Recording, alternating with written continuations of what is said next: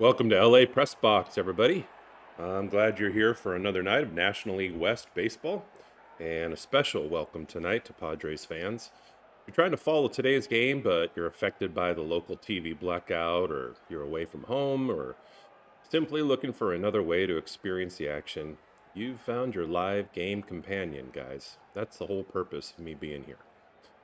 Here on LA Press Box, I'm going to follow every pitch along with you with live 3D field tracking for all of the players, real time statistics, live score updates, strategy, conversation throughout the game with you in the chat as well. So, whether you're rooting for the Padres or the Dodgers, you're welcome to join us. Tonight's game 2 of this weekend series between two of baseball's biggest rivals here at Petco Park. The Padres drew first blood last night with an impressive 7-1 victory. Former Dodger Walker Buehler really did an awesome job holding the Los Angeles Dodgers to only one run over 5 1/3 innings. And that one run was a first pitch swing and home run from Mookie Betts, who seems to finally have found his groove again. And he's really battled to try to get to that point, and he's been pretty productive for the Dodgers over the last couple of weeks in the cleanup position. But not long after that, Ty France broke the game open, or at least gave them a 2-run lead, and with the opening pitching struggles, looked to be a really difficult position for the Dodgers to be in, and that proved to be true after he hit the 3-run home run in the second inning. And San Diego's bullpen also slammed the door on the rest of the way. They didn't even have to bring in their flamethrower, Mason Miller, at the end. So the Padres were in great shape throughout the game and then added 4 insurance runs in the 8th to hand the Dodgers one of their more lopsided losses of the month. For San Diego, the win marked its 4th consecutive victory after sweeping the Braves earlier in the week. And the Braves, as we know, had been for quite a while battling the Dodgers for the best record in baseball. So the Padres now, recently, have timely hitting and outstanding bullpen work and what seems to be a more disciplined approach at the plate. They've drawn 26 walks over their current homestand, and last night the Dodgers had 8 of those walks. Confidence is really starting to build for them, and it's a great atmosphere being at Petco anytime you're there, especially at night on the weekends. I've been there a handful of times, and it's just an awesome atmosphere. And so they're going to be looking to build on that momentum and that atmosphere tonight. The Dodgers, meanwhile, are looking for a quick response. They don't want the Padres to get momentum in this series. In fact, they're playing 2 series against the Padres in a really close period of time, less than 2 weeks. And before Friday night's setback, Los Angeles had swept the Minnesota Twins, and they seemed to be on a roll. They had outscored them 15-4, and they had one of those 3 games be their own multi-hit explosion. But despite the loss, the Dodgers still bring in one of baseball's deepest lineups, led by Shohei Ohtani in the DH, first position, of course, Freddie Freeman, Mookie Betts, and hopefully soon Teoscar Hernandez. But we'll see how that goes. Andy Pages, who had been on track to be an all-star at the plate and in the field, has struggled a little bit lately at the plate, so we'll see if he can break out of that tonight. But Ohtani continues to put together another MVP caliber season and was recently voted to the National League's starting designated hitter position for the upcoming All-Star game. Tonight's pitching matchup could be one of the best of the series because the Dodgers hand the ball to Yoshinobu Yamamoto, to be precise, who has been dominant this month with only a 2.01 ERA, and of course was the World Series MVP last year.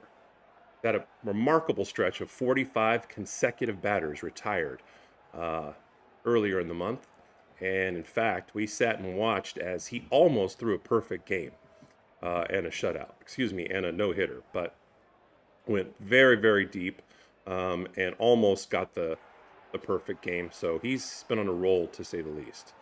The Padres are going to counter with Randy Vasquez, hoping that they can keep the momentum going. So the Padres tonight have a chance to build on yesterday's statement win and continue closing the gap in the standings. As a result of that win last night, now they're only 8 games behind the Dodgers in the NL West. For the Dodgers, it's an opportunity to even this series before the finale tomorrow in the early afternoon. As always, we're going to bring you live 3D field animation, real-time stats, inning by inning analysis, and we're going to be talking baseball with all of you in the live chat throughout the night. If you're joining us for the first time, let us know where you're watching from and which team you're cheering for, whether you're for San Diego, Los Angeles, somewhere else in California, anywhere around the world, frankly. We're glad that you're here. So we're going to give you the starting lineups as we always do. And as you can see here, just above my shoulder, Dodgers are favored tonight, as they often are, and it helps to have Yoshi on the mound. Mr. Yamamoto has a 7-5 record, and his overall ERA is 2.65. He has 86 Ks on the season so far, with only 17 walks. Very different than last night's starting pitcher, Roku Sasaki. And it felt really bad for him. He looked shaky early on. He had multiple walks. He hit a batter. And when he finally came out after the Padres had roughed him up somewhat, looked like he was in tears. So feel really bad for a guy like that just wants to do well. And he's been inconsistent. You know, the Dodgers were talking about, in fact, in many ways, raving about his progress earlier in the season, but that talk has kind of died down recently. So we'll see if he can rebound the next time out. The Dodgers are going to have to face Hart, who's played sparingly this year. You can see he's got an 0-1 record, 4.13 ERA with 18 strikeouts and 7 walks. The batting leaders are shown here. So Shohei Ohtani with 17 home runs is batting a .294 clip and has 46 runs batted in. For the Padres, Manny Machado has 14 home runs. Seems to be always swinging for the fences and looking to be electric, especially at home, but his average is only a meager 186. Does have 43 runs batted in because of that home run total.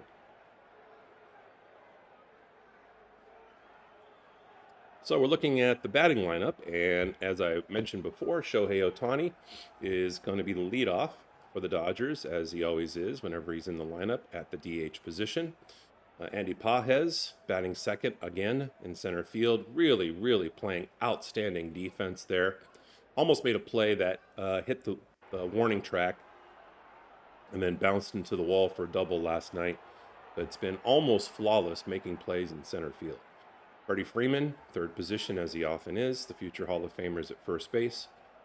Cleanup is Mookie Betts at shortstop, who's been absolutely tremendous. In fact, from second base all the way over to Max Muncy at third base, who's batting fifth behind him. Their range in the infield has been just a great thing to watch lately. Tommy Edman comes up after that and starting again at left field. The Dodgers, as they've worked him back in the lineup, have been playing him both at left field and second base. And as you can see, in his brief time back after his ankle surgery and his rehab assignment, he's batting .360. Then followed by Kyle Tucker, who's really struggled playing in right field. And once again, Dalton Rushing, the mercurial catcher. Freeland brings up the rear at second base. And then for the Padres, Fernando Tatis Jr., who's been also kind of swinging for the fences lately. And his average has actually surged lately, batting .285 and in his customary first position, followed by Taylor in left field, who's an absolute blazer and a local baseball product from Southern California. Jackson Merrill in the third position, Machado cleanup at third base, Sheets at first base, Bogarts shortstop, Andujar at the DH, Wagner at second base, and then Furman catching, bringing up the rear. So we're going to get started with the first pitch in just a moment, and as we always do, we're going to reload the visuals and get you going for the 3D simulation.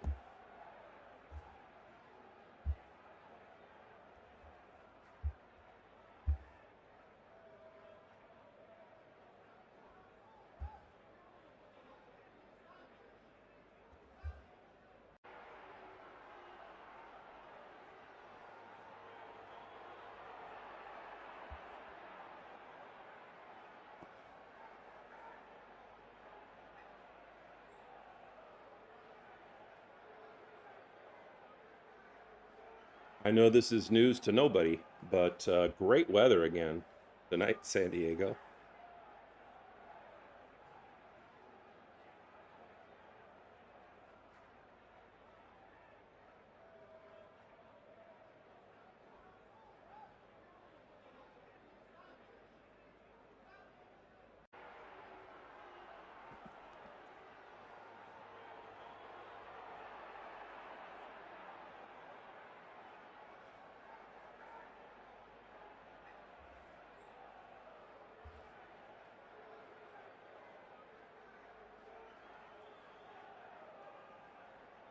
One of the things, of course, that's great about going to see a game at the Padres Stadium at Petco is it's near the bay. It's really close to the water, so the weather's great, the view's great, especially downtown.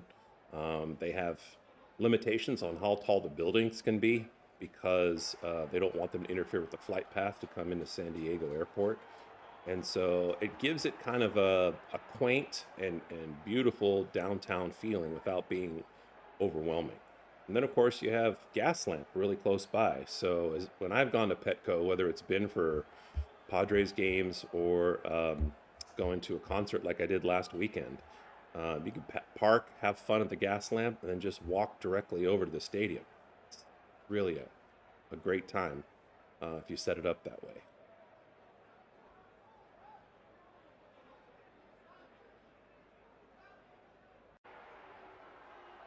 Once again, welcome to all you Padres fans that are blacked out. It's kind of criminal that you have to work that hard to find the broadcast or you have to pay that much more. But I'm doing it so that you don't have to.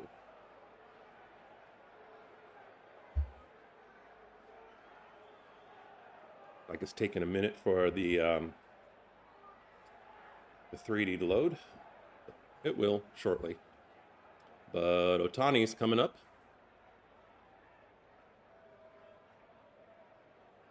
And we are underway with the first pitch, which is a swing and a miss out of the strike zone.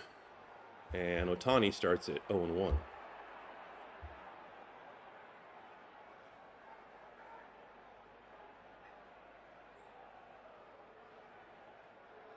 Next pitch, big sweeper. Swung on a miss by Otani for strike 2. Outstanding. I mean, that thing moved a huge amount. Huge amount.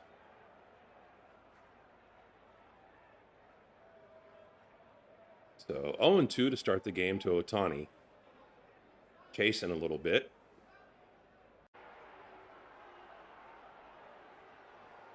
And the 0-2 pitch to Otani in the same spot doesn't chase this time.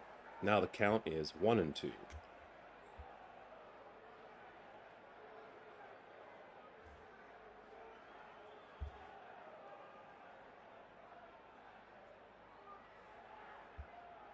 One and two pitch to Otani, and sends a fastball unexpectedly right down the pipe, and Otani looks at it for strike 3.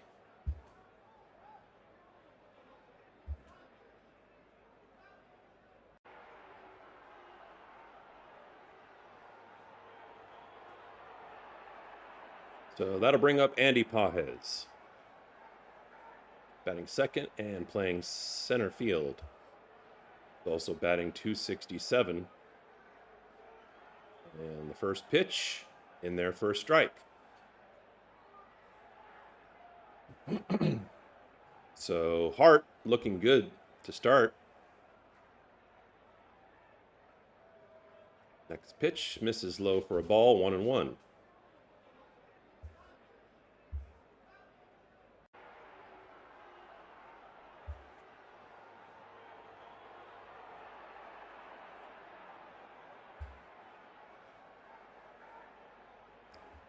Next pitch, swung on by Pages, hit high just left of second base, and second baseman plays all the way to the other side of second base, and then the shortstop, rightfully so, calls him off. Bogarts makes the play. So 2 away.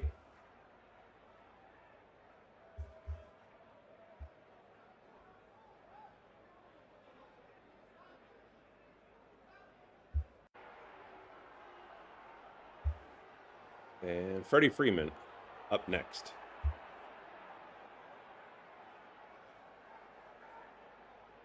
And first pitch is swung on. Bogarts backhands it and half dives, gets up and throws out Freeman for the third out of the inning. So a 1-2-3 inning to start the game from the Padres.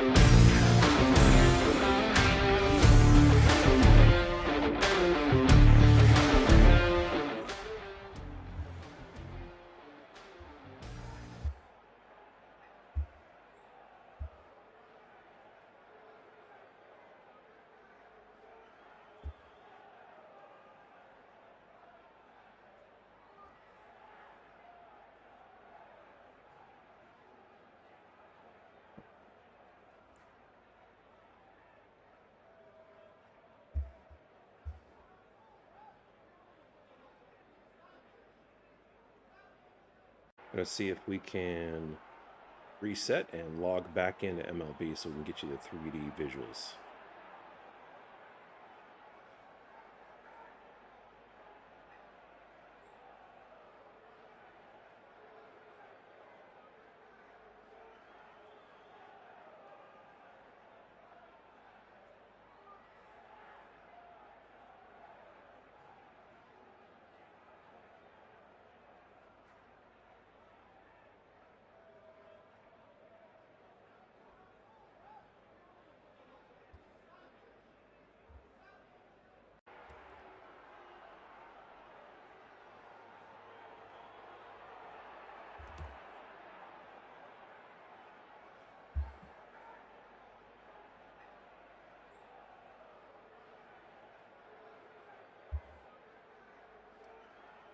So Fernando Tatis coming up to the plate, and Yoshi about to face him.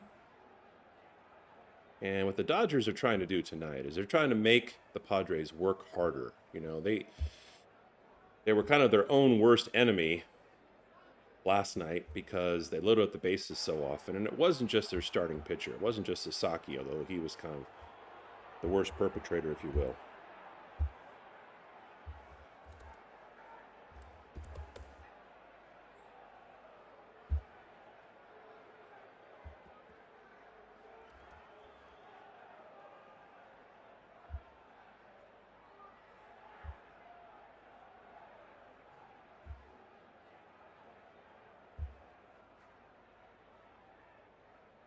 So the early count to Fernando Tatis, 2-1.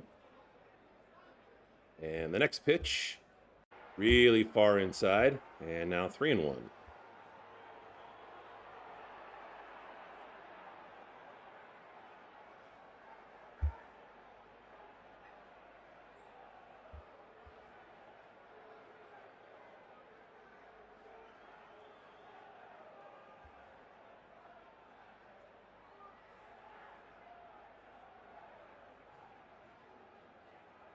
Next pitch is a strike and a full count to Tatis.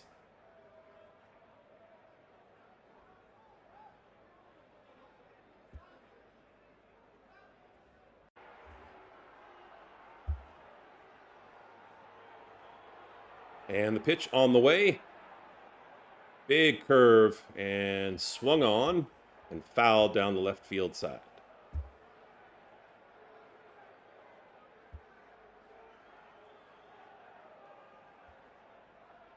There we go. Had to log back in. And we've got the 3D coming up shortly here. Swung on and hit pretty directly to Mookie Betts. Only had to take one step to his right and easily thrown to first for the first out of the inning.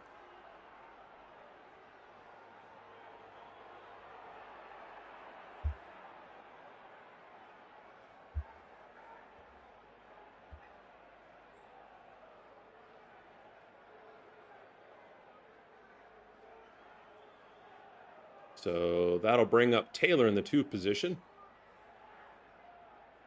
And Yamamoto starts him with a nasty curveball on the lower inside corner of the strike zone. So 0-1. Pitch on the way, swung on and missed. And Muncy comes up and comfortably and quickly makes work of Taylor, and 2 away.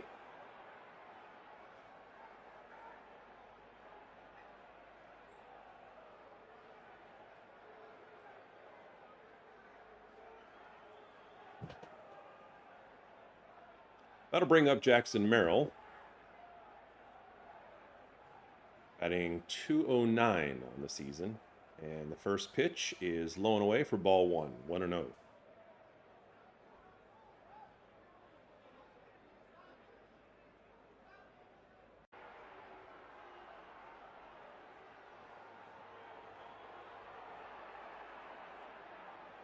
Next pitch is in there for a strike, 1-1.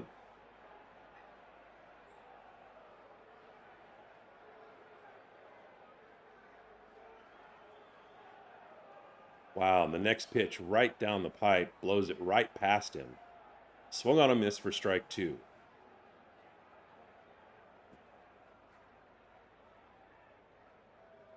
1-2 pitch. Well low and out of the strike zone, and Merrill stays away from the splitter. And that evens the count at 2-2.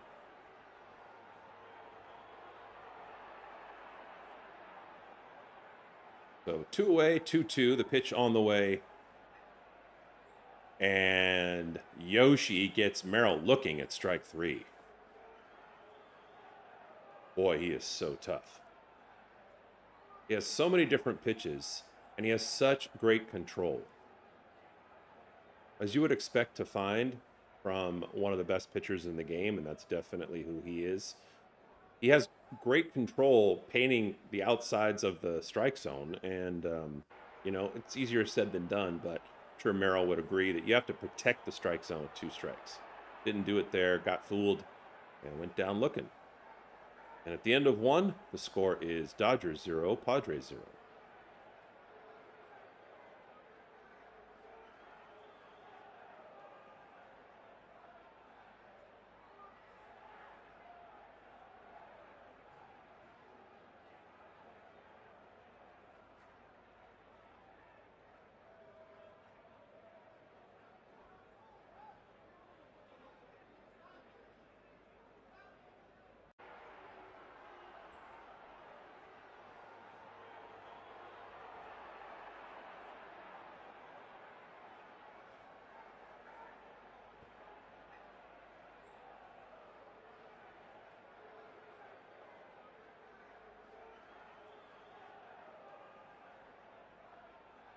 So the Dodgers are going to start with Mookie Betts this inning, going down 1-2-3 in the top of the first.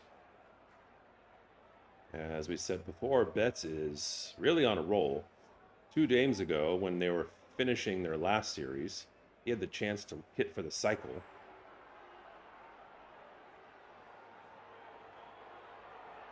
Did not hit a triple, but hit everything else.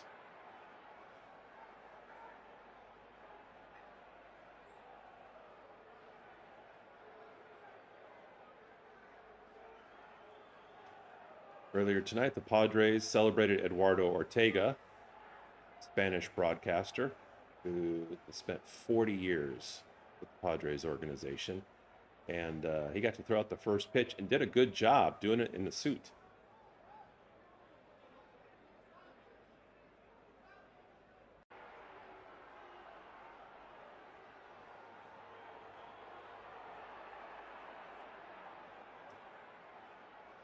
So, starting the second inning, Mookie Betts up to bat, and he looks at the first ball of the at-bat. A little bit low, a little bit outside.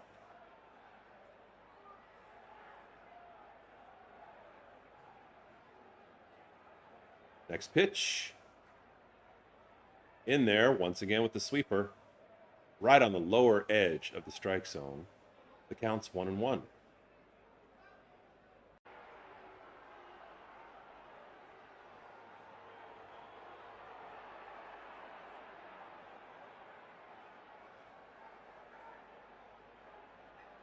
Betts, who was well below 200, has now raised his average to 231.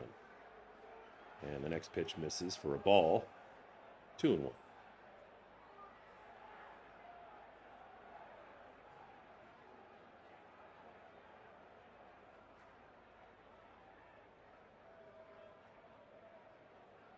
Next pitch is a slider, and Mookie fouls it off, evening the count, 2-2.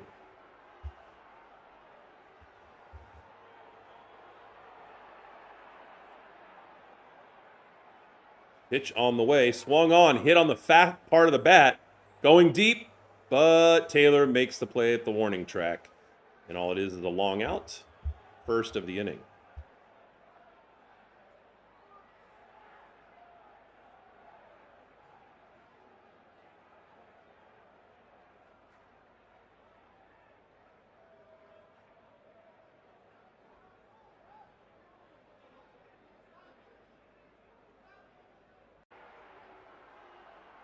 Not a problem for Taylor in the outfield. One of the great things about Petco is you don't really see the outfielders struggle with making plays in the sun.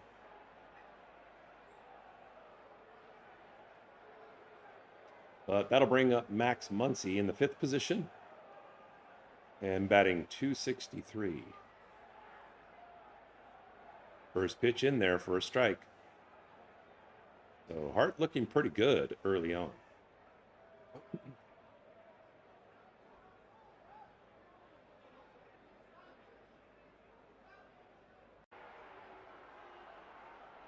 Second one misses for a ball, 1-1.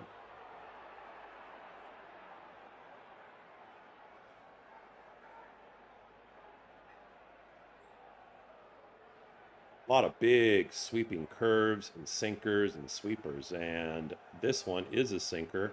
Max looks at it for strike 2.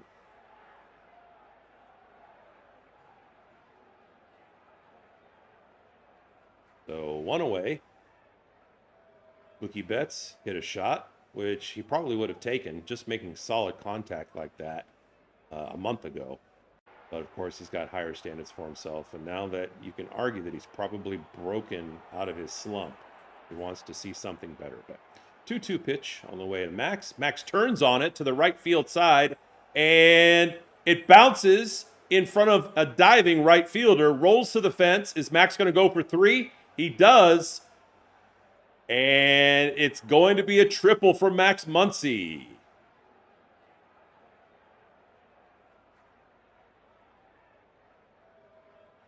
Fernando Tatis Jr.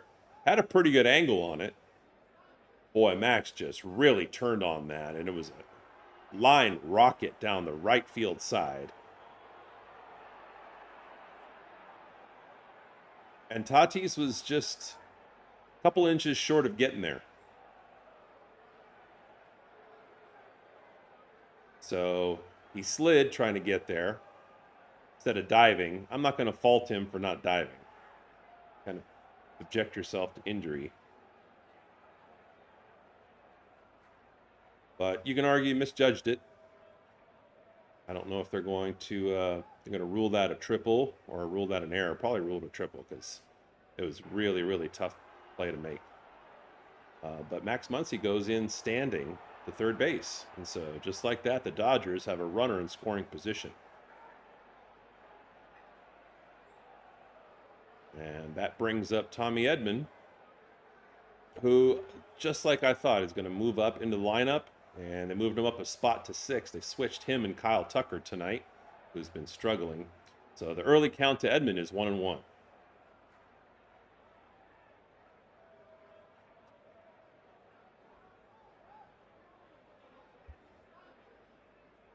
And the pitch to Edman, swung on, hit deep into left center field. Center was playing shallow. It's over his head and bounces to the wall. Max Muncy is going to score easily, and Tommy Edman delivers again. He has been on a tear.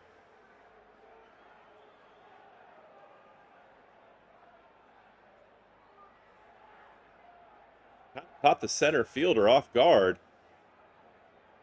He paused for a second, and that gave the ball time to travel over Merrill's head.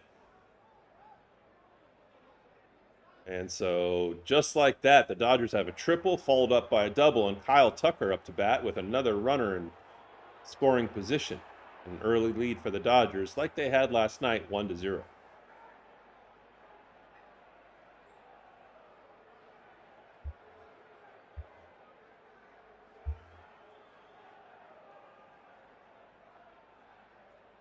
First pitch is a strike to Kyle, 0-1.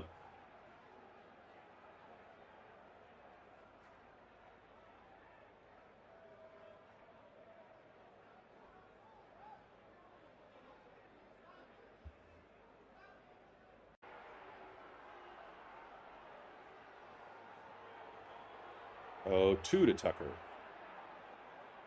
who has not looked comfortable for several weeks at the plate. So Kyle Hart with the 0-2 pitch on the way. And Tucker looks at strike 3, throws him up, and once again hangs his head. Just doesn't know how to get out of this slump. Almost 2 different batters in the first quarter of the season and now the second quarter of the season. You got to feel bad for him. Well, that'll bring up Dalton Rushing in the 8th position, playing catcher, and batting .239.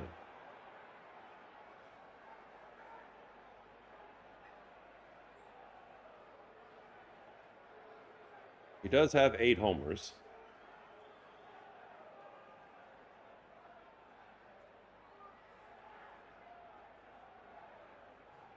But really, all we want to do is we want to get in if you're a Dodger fan. He doesn't need to hit a jack here. First pitch is a strike to Rushing, 0-1.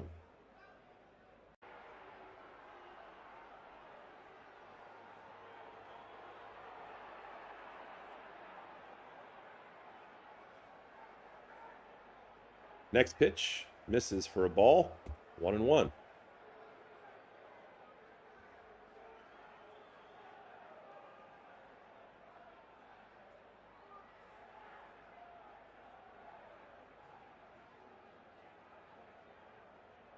A 1-1 pitch from Hart to Rushing. Misses outside for ball 2, 2-1.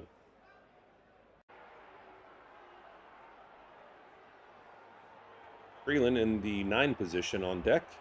And of course, in the hole is Shohei Ohtani. So 2 away with Edman on second. And 2-1 count on Rushing.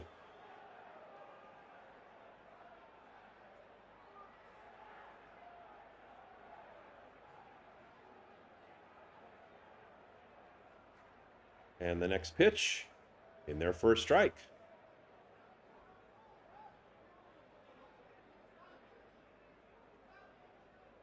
Two and 2 to Rushing with 2 outs. Rushing has really struggled at the plate lately. For a couple of weeks, in fact.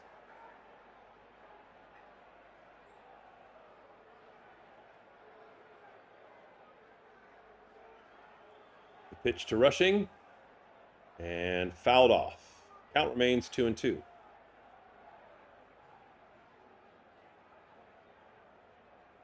Chance in the stands of "Let's Go Padres" going.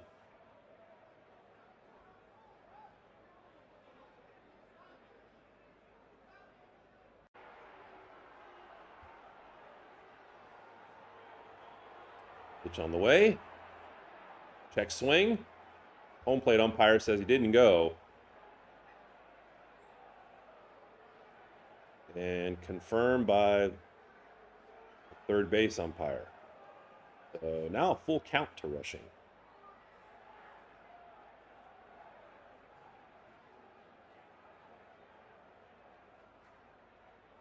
2 away. Dodgers striking first.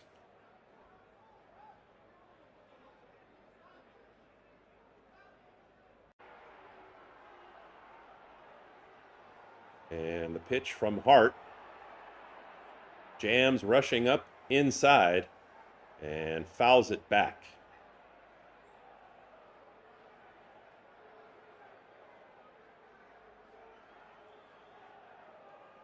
Looks like it may have hit him on the thumb. And so now the trainer's coming out along with manager Dave Roberts and Rushing, who's an emotional, demonstrative guy, telling him, no, don't get out here. Don't come out. I'm fine. I'm fine.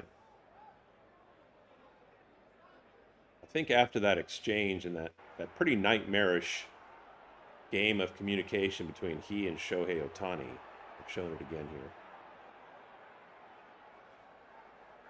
Yeah, he's fine. He's been kind of chomping at the bit to do something to make people forget about that exchange, and he hasn't really. I mean, he had a solid job behind the plate last night, but he didn't do really anything at the plate. And of course, most of your value as a catcher is from behind the plate, but that can't be everything. And we're really missing, Dodgers fans are, some health behind the plate. We've had kind of rotating catchers, and Clark is still out with an injury.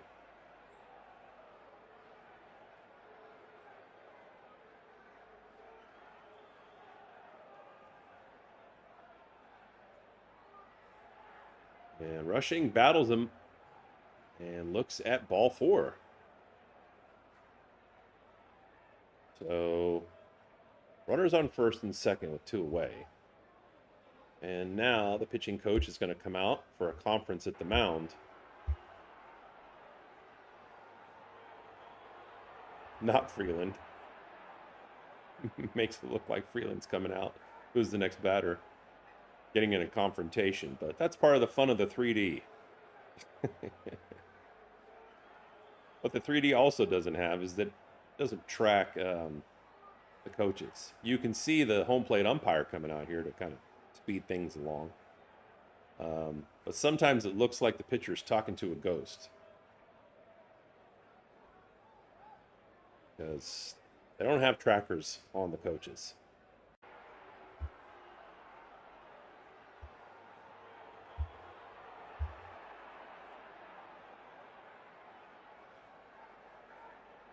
So Rushing on first.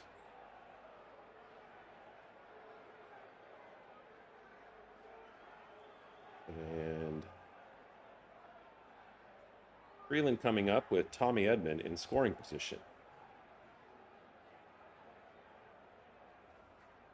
First pitch misses for a ball inside.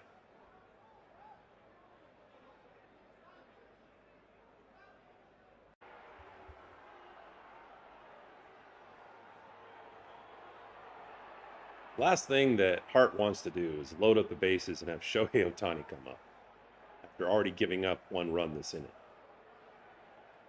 So 2 away, the 1-0 pitch. In there for a strike. He's lucky that Freeland's up to bat. No shade, but he's just really struggled at the plate. He is batting .236 on the season, but he hasn't even been that good for the last couple of weeks.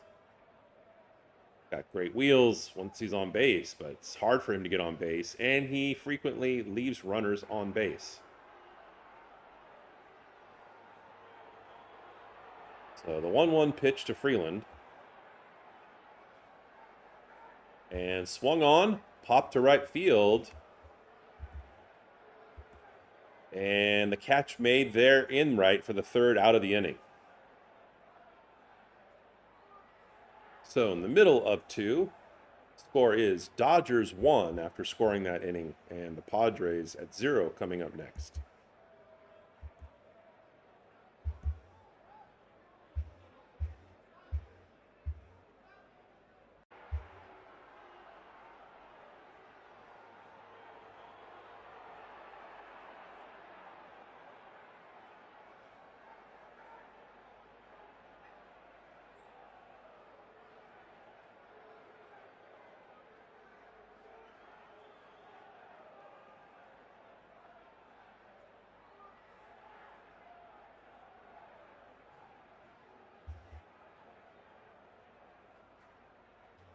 One of the things that's great to see about the Dodgers, and this is one of the reasons I'm a fan, but Padres fans welcome, is just to see the way that one, they push each other. So the top pitchers, whether it's Yamamoto or Otani or Wableski, kind of have a friendly rivalry. But at the same time, they cheer each other on. And, if they struggle, a lot of them still have, kind of a great affect. And there's great culture in the Dodger dugout and the Dodger clubhouse that all starts with Dave Roberts.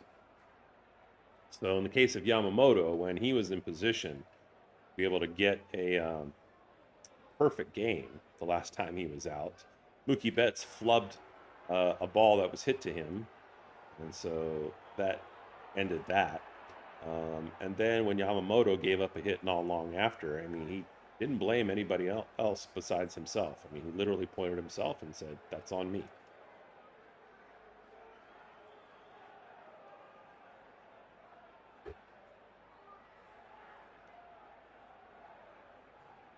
So Yamamoto about to start this inning throwing to Machado, who will be swinging for the fences, as he always does.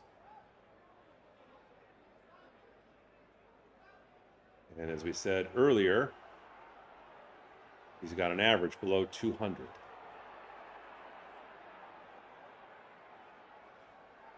First pitch misses. 1-0.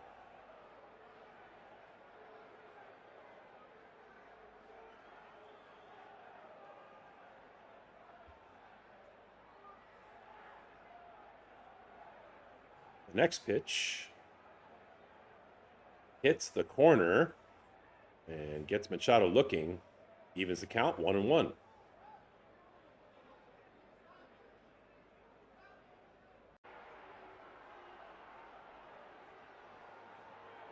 Next one kind of brushes him off.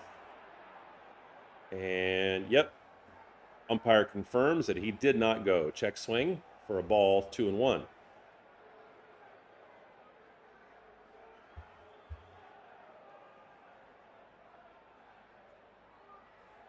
Next pitch to Machado. And their first strike, 2-2.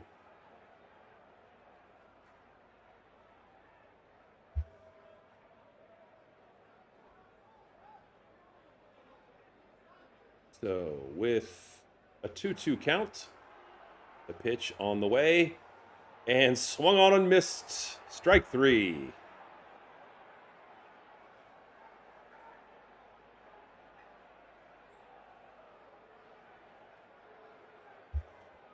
Manny was just late getting there.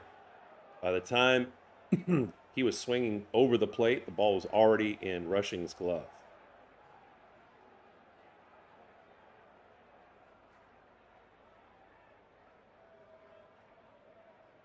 First pitch is a strike, and that's exactly what you want to see from your starting pitcher, really from any pitcher. You want to start up on batters with early strikes, and that's what he does with 0-1. And the next pitch, swung on a miss for 0-2.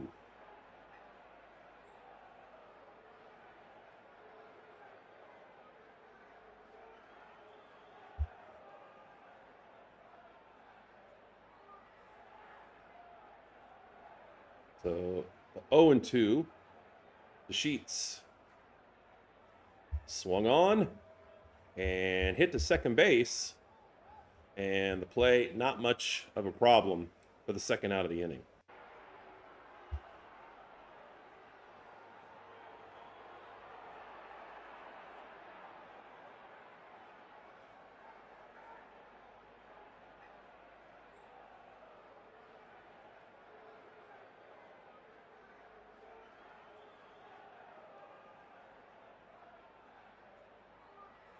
So that'll bring up Xander Bogaerts in the 6th position. And the first pitch is swung on and fouled for strike 1.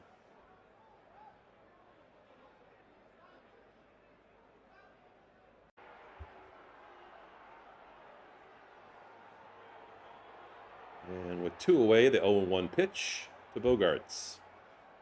Swung on, hit to second base, And Freeland comes over and makes the play pretty easily for the third out of the inning.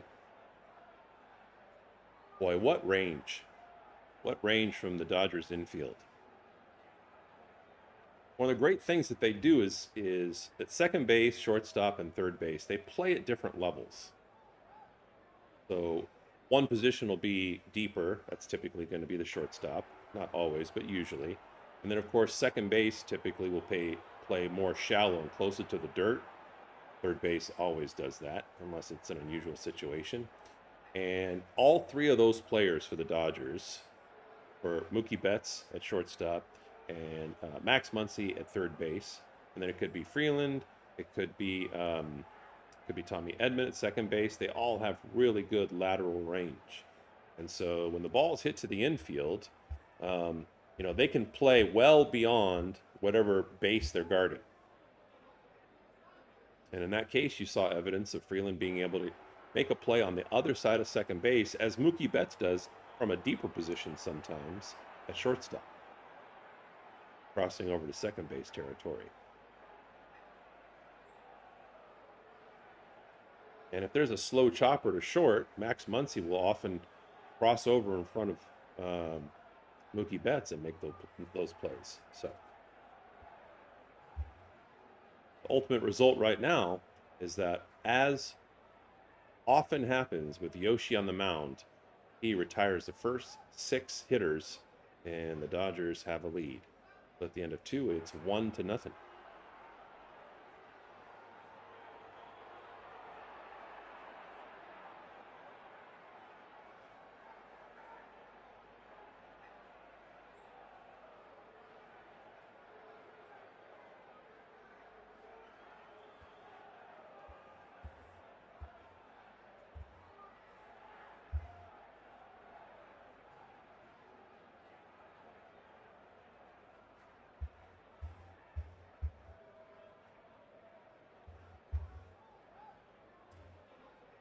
So the Padres make a pitching change already.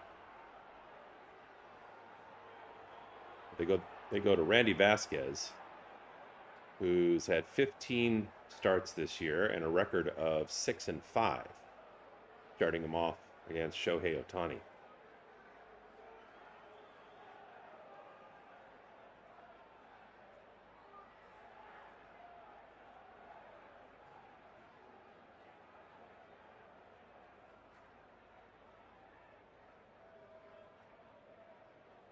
One pitch to Ohtani, well inside, pulls his body and swings and misses. Counts 1-2.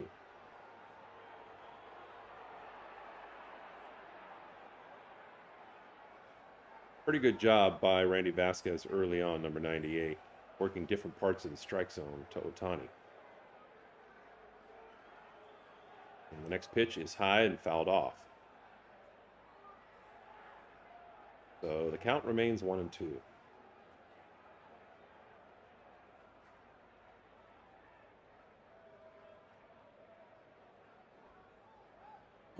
Excuse me.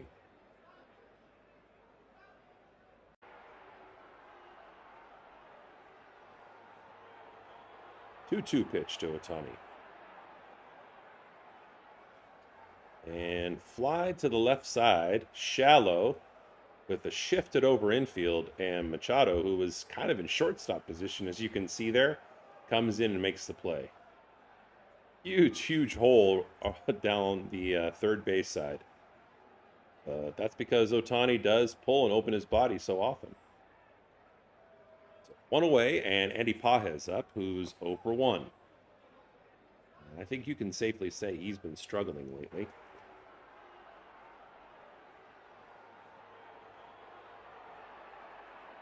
Kyle Hart already out of the game on the mound, only went 2 innings, gave up 2 hits, and I'm a little surprised that they pulled him already.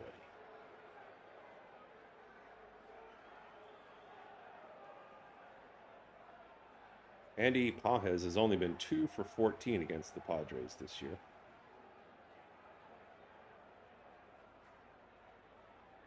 And it's a 1-1 count early to Pages. Next pitch from Vasquez. Misses high for ball 2, 2-1.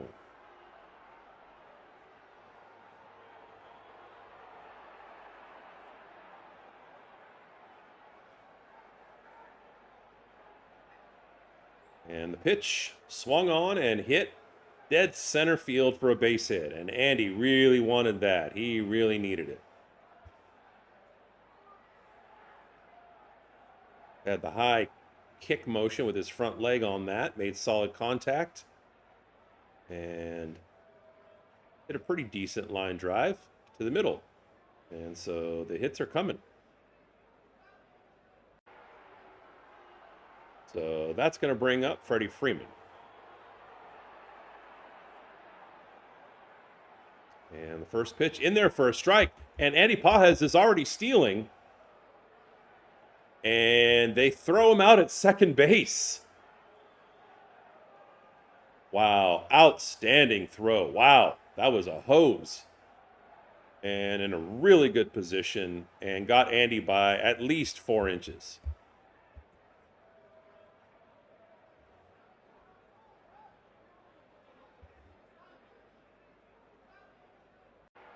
So with 2 away, Freeman swinging and hits it on the ground just past a diving second baseman, and Freeman's on.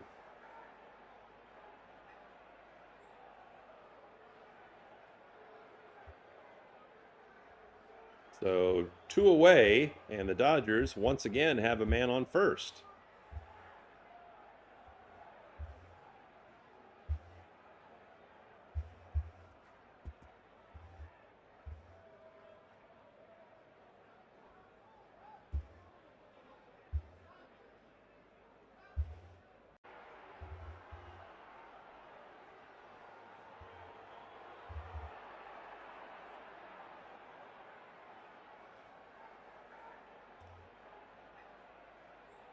So the first pitch is swung on by Betts and fouled off. 0-1.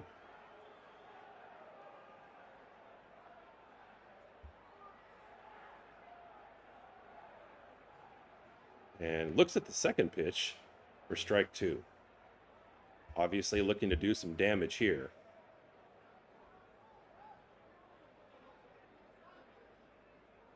After Vasquez has already given up 2 hits in very early relief. Swung on and fouled again. Count remains 0-2.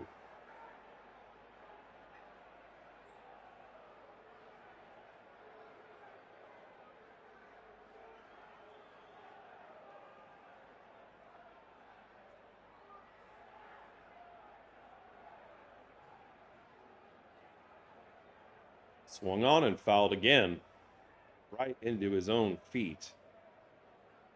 And Mookie battling.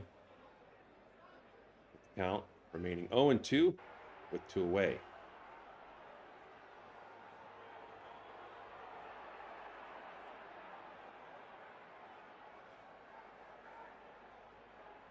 Looks at a ball outside, 1-2.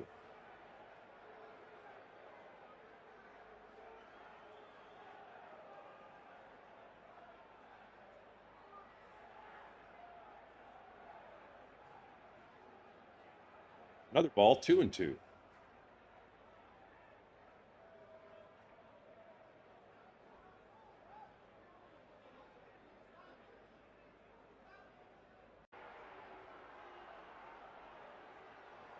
And the 2-2 pitch on the way to Mookie Betts. Grounded at third base, and Manny Machado makes easy work of it for the 3rd out of the inning.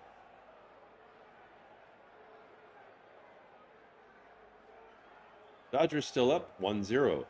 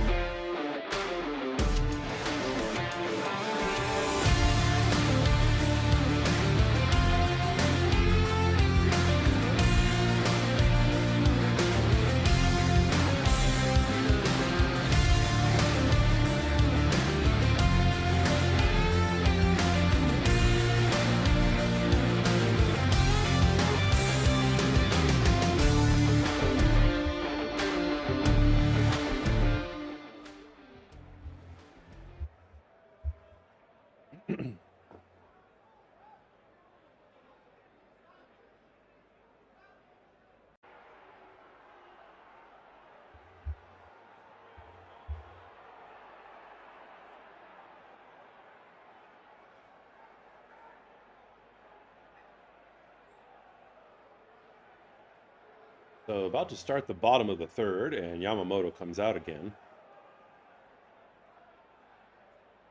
after having retired everybody to this point, although of course it's early. That's how he almost clinched a perfect game the last time he was on the mound.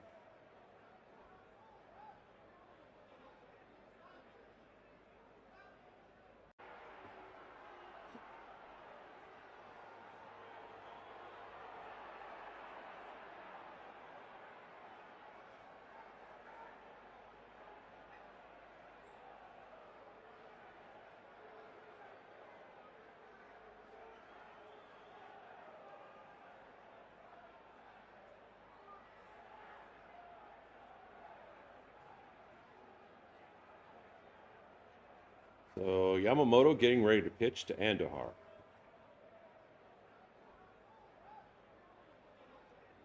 Andujar playing DH tonight.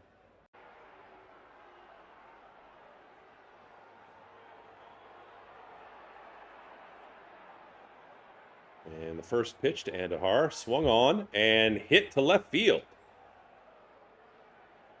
Deep and near the line. And a long single to start the inning for the Padres.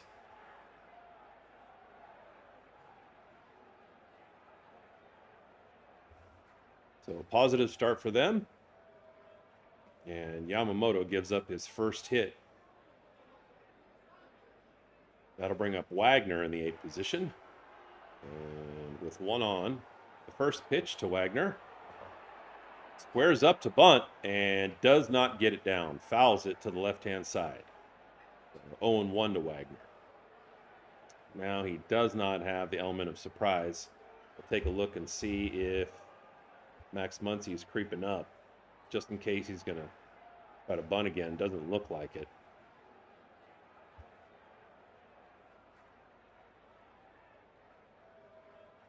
And doesn't square up. And the count's 1-1.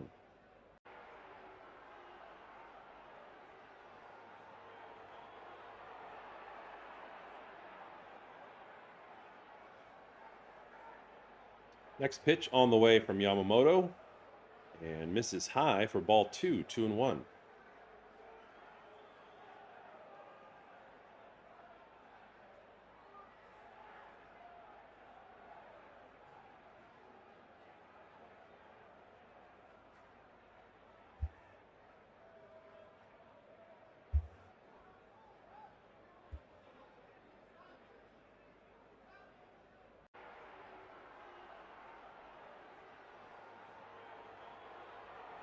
Next pitch misses 3-1. So some chinks in the armor starting to emerge for Yamamoto.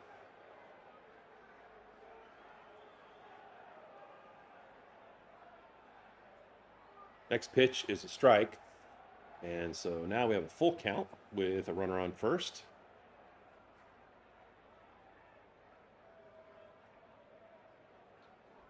The next pitch, the lower inside corner, line to right and out of bounds.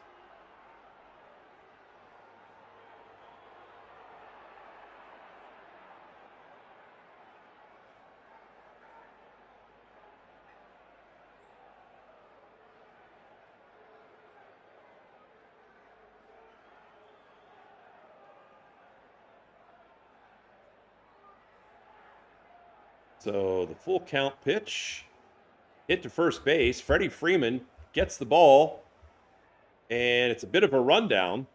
And after he steps on the base, they tag out the runner that got caught between first and second, and so a double play on that.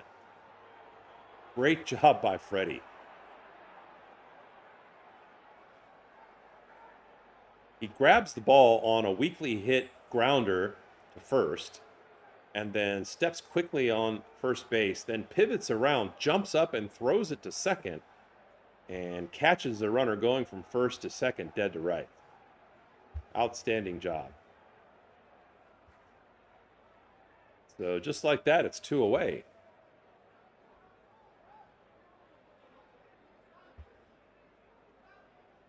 And it's 0-1 to the next batter, Furman, batting ninth for the Padres. Make that 0-2.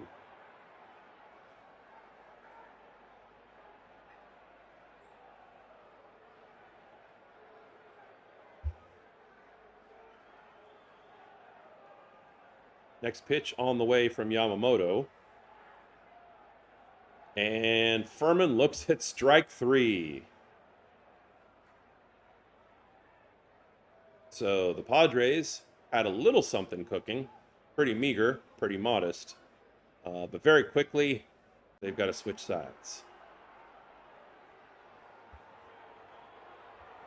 So at the end of 3, it's the Dodgers 1 and the Padres 0.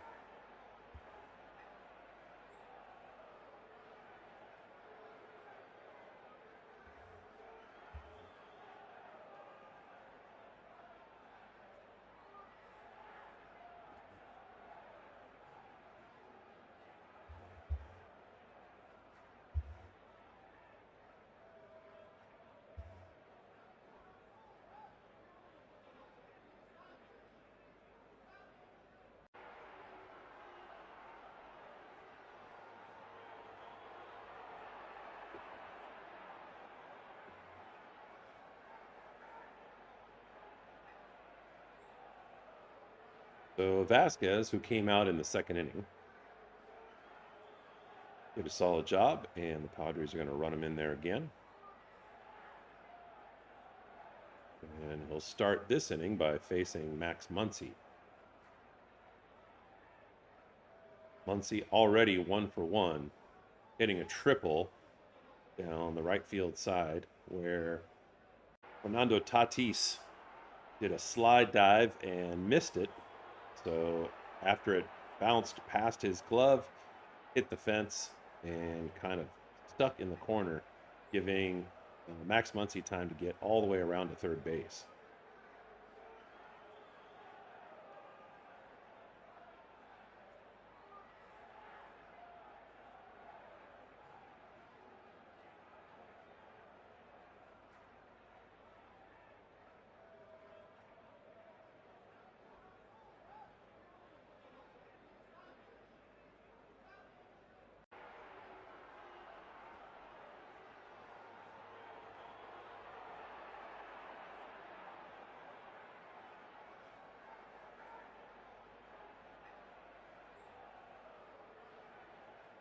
So starting this at bat, first pitch is a strike.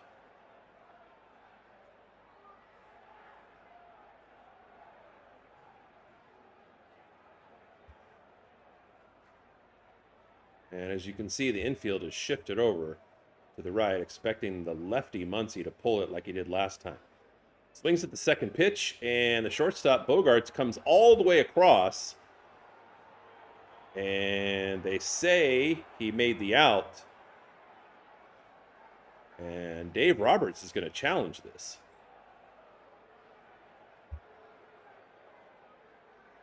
Bogarts looked a little bit nonchalant on that. I mean, it was a nice play, even though he was overshifted, to still get to the other side of second base and get to that ball and make the play, but he looked like he wasn't really rushing it. The call stands, and it's 1 away. That'll bring up Tommy Edman, who's been just white hot, and the first pitch is swung on and fouled to left field, and quickly Taylor makes the second out of the inning.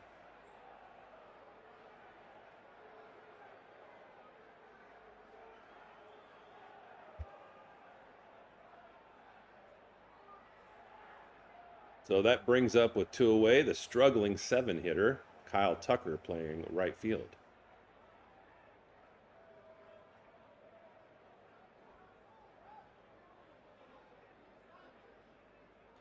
First pitch misses for a ball. 1-0.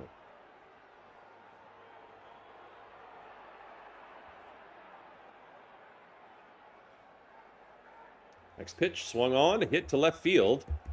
And it's going to drop in front of Taylor for a single.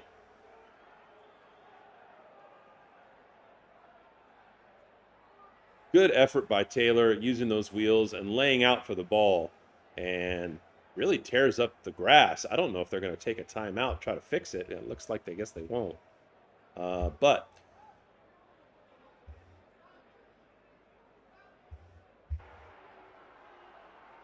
Kyle Tucker really happy to be able to get on. And with 2 outs, the Dodgers have a base runner. Showing Taylor pick up the grass. And like in golf, replace his divot.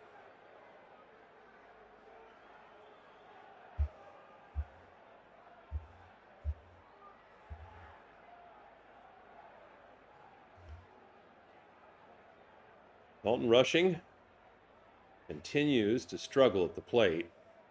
And quickly 0-2. 3D makes it look like he threw his bat, which, you know what, he's probably angry enough to do, but he did not do in real life. So Vasquez up on Rushing with an 0-2 count and 2 away. And the first pitch misses. Sorry, the next pitch misses high for a ball, 1-2.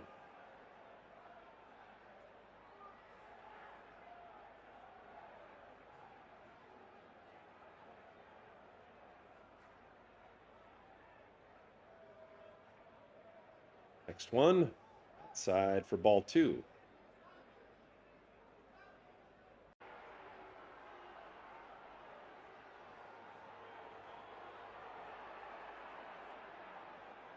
Two and two to Rushing with Alex Freeland. Up next. And 3 straight balls. So now Vasquez kind of up against it. Full count with 2 outs.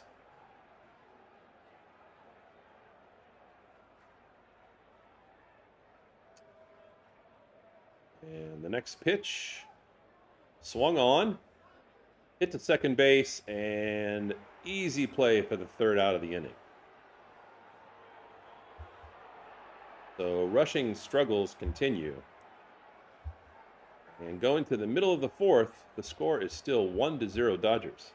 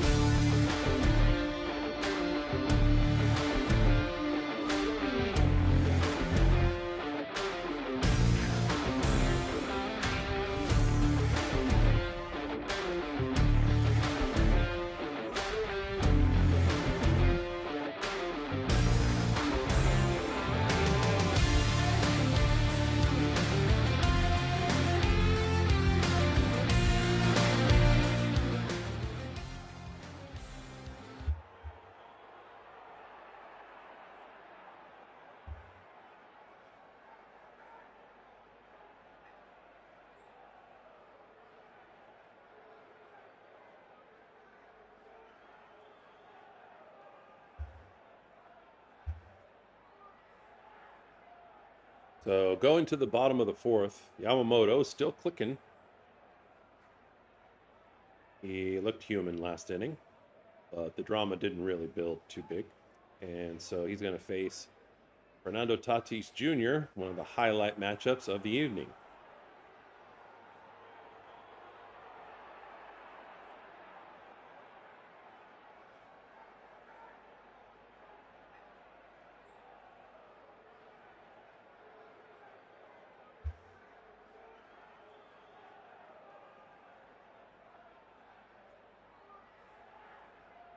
So Tatis Jr. coming up.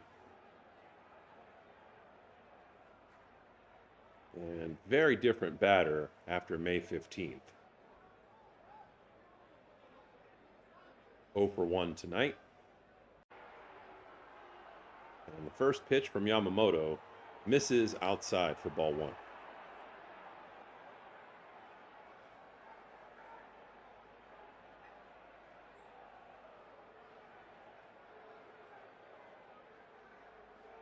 Wind up from Yamamoto. And the pitch misses again for ball 2, 2-0.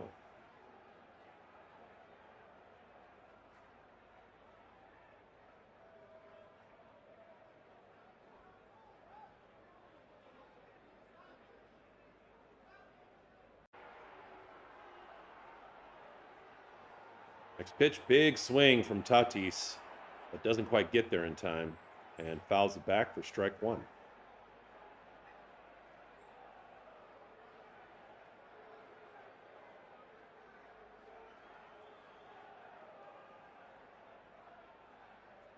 So the next pitch is on the way and misses for ball 3. 3-1 to Tatis. And of course, what the Padres want is to get a runner or two on for Manny Machado.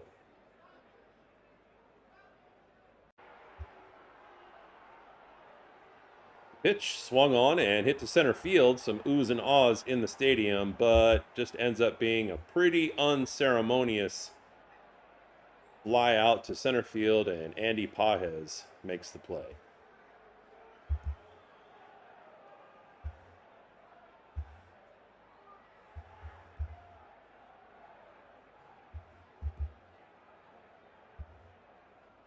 So 1 away in the inning, and that'll bring up Taylor in left field.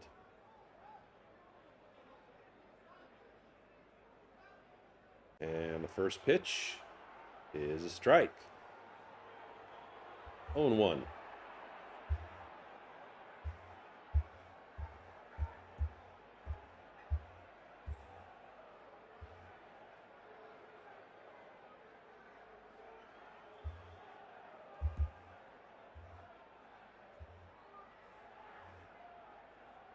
Oh, and 2 to Taylor.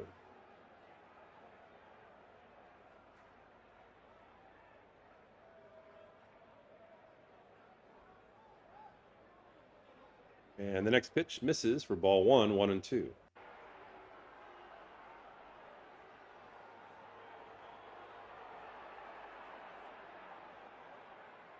Next pitch looked like it was barely outside. And rushing challenge, which I hate in non-crucial game-determining situations. He did it right away. He tried to frame the ball and pull it back in, which I also kind of hate. I don't really think that changes anything. And the challenge is unsuccessful. So they burn a challenge on that in a pretty inconsequential situation. And the count remains at 2-2 with 1 away.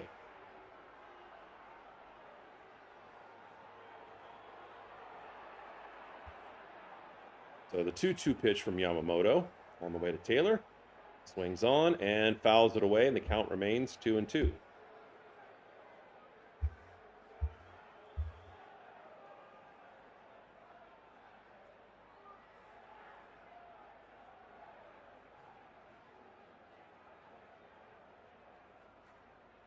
So 1 away. And hits in the air to Mookie Betts, who catches it before it bounces. And just like that, there's 2 away.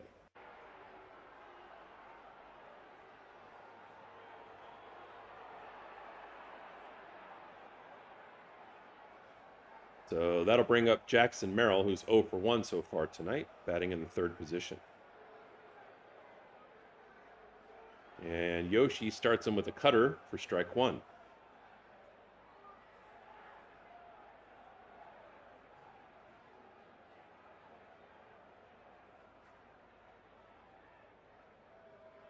So 2 away, nobody on. And the count 0-1 to Merrill. The pitch. And swung on and hit to left. And it gets Max Muncy jammed up a little bit. As you can see, it was a bit of a stretch for Muncy. And just not able to find the handle and try to throw it to first. Infield hit is how they're going to rule it. Not an easy play to make, even though it hit him in the kind of the heel of the glove. So the Padres kind of get what they want. There's two away, but they have a runner on, and Manny Machado, who's 0 for 1 tonight, comes up and, of course, wants to do some damage.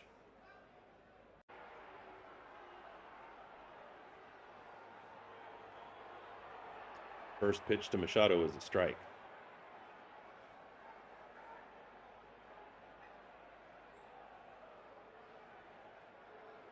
Manny grimaces on that. Next pitch misses for ball 1, 1-1.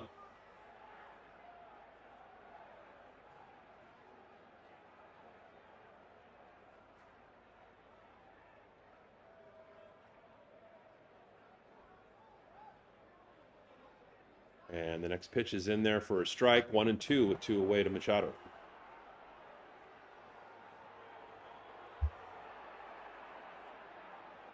And the next pitch coming up.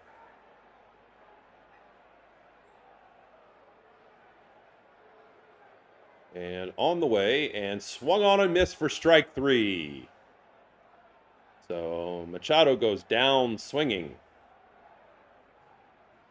And once again, any minimal threat is averted by the Dodgers.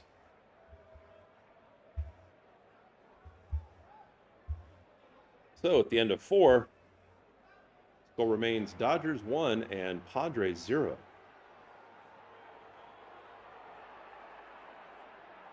If you set aside the recent streak that the Padres have been on, and their hitting has been improved somewhat in the last week or two. This is more of what we've kind of come to expect from the Padres. Their output has been really low, one of the worst offensive outputs in all of baseball.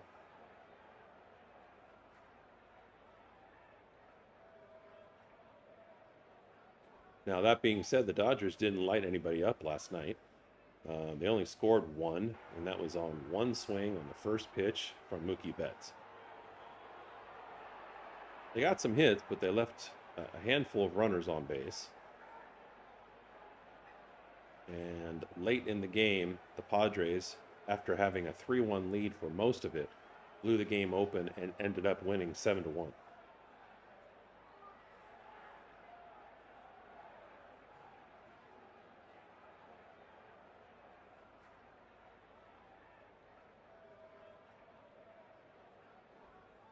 Padres did do a good job averting a little bit of a threat early on when Andy Pages, after getting on, thanks to his base hit, tried to steal on the very first pitch in Freddie Freeman's at bat and was thrown out. Really good job by Ramin throwing him out.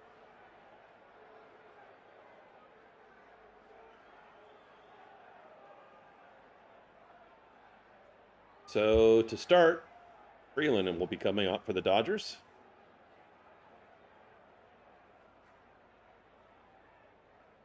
And Vasquez remains on the mound.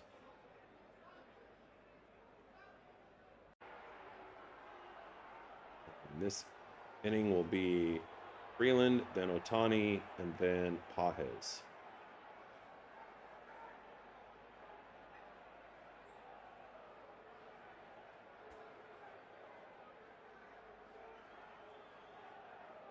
First pitch misses for a ball, 1-0.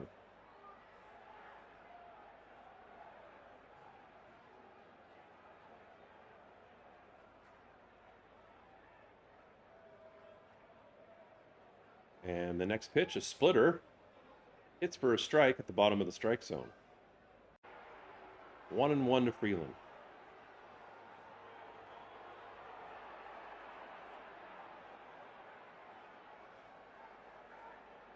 And the next one, Freeland looks at it, 1-2.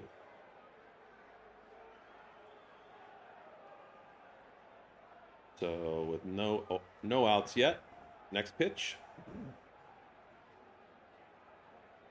Swung on and foul tipped into the glove of the catcher for the first out of the inning. And so Freeland continues to struggle, and you can kind of see him look a little dejected after that swing.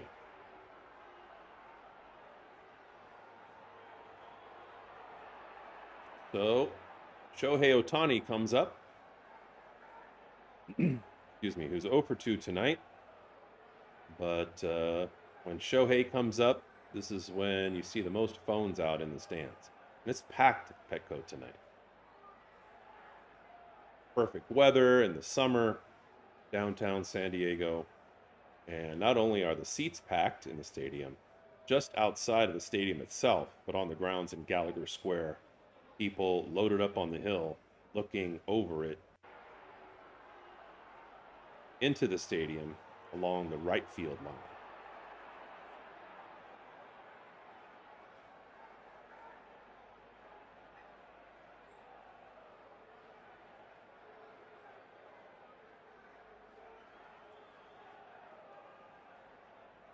And the early count to Shohei is 1-2.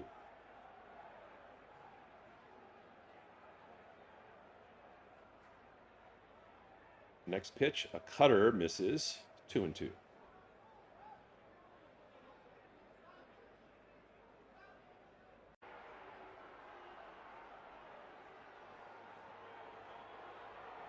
So with one away, 2-2 pitch to Shohei Ohtani, swung on and flied to left. And not a difficult play for Samad Taylor. And second out of the inning.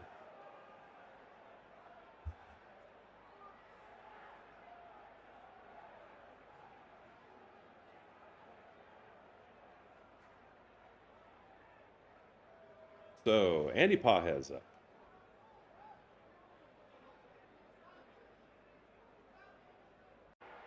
2 away. The first pitch swung on and hit to right field. And not a difficult play for Tatis to make. And that is the third out of the inning. And we are marching through this game rather quickly. The score is still Dodgers 1 and Padres 0.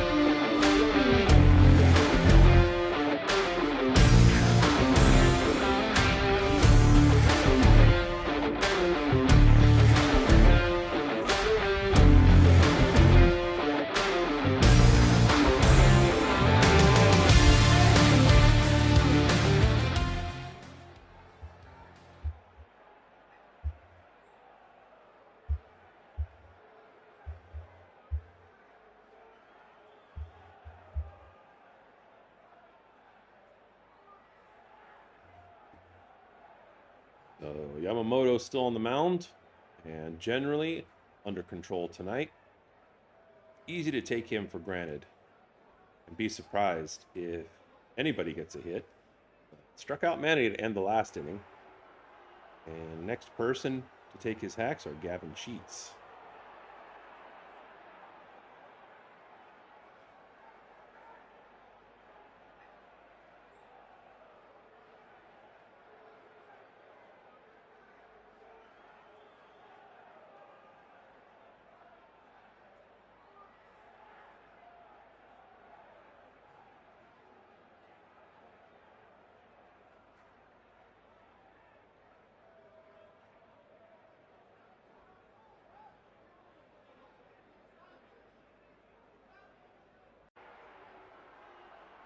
So Gavin Sheets, first pitch, swung on, hit deep to center field.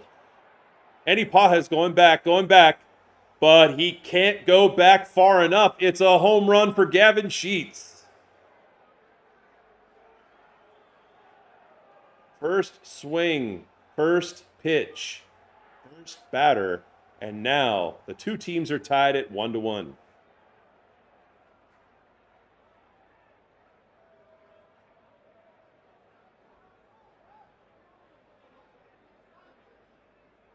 right into the Padres bullpen. And just like that, we're tied up. And now you can hear it getting louder in Petco Park. And people are chanting, "Let's go Padres," egged on by the music. That'll bring up Xander Bogaerts in the 6th position.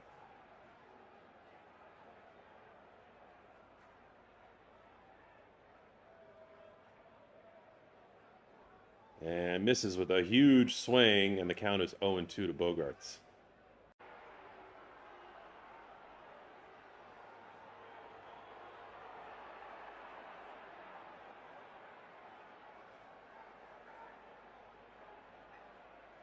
So thanks to that home run, if you're in San Diego, you can get a free Jumbo Jack tomorrow. I think you just have to buy a drink and they'll give it to you.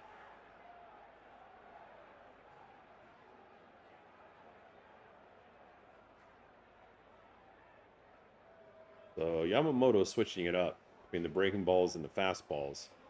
And the count remains at 0-2 after Bogaerts fouls another off. No outs in the inning.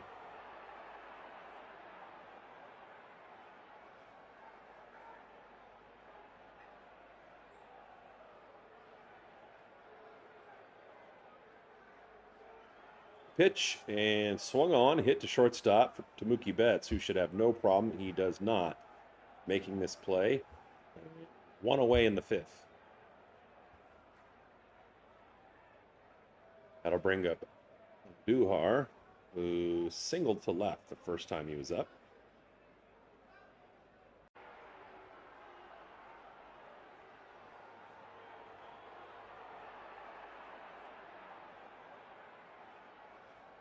And the first pitch misses for a ball, 1-0.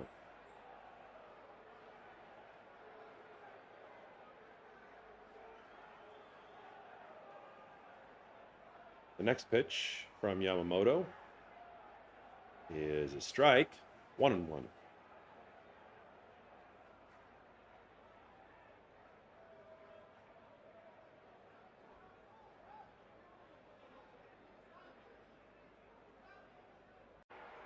Yamamoto looks to be checking his notes on the batters. I think he's got it sitting there just inside of his belt line. With a 2-1 count to the number 7 hitter for the Padres. Pitch swung on and fouled, 2-2.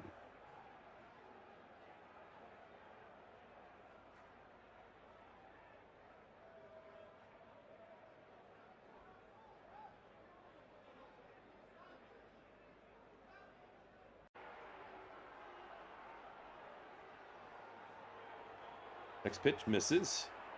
Full count to Andujar. Nobody on.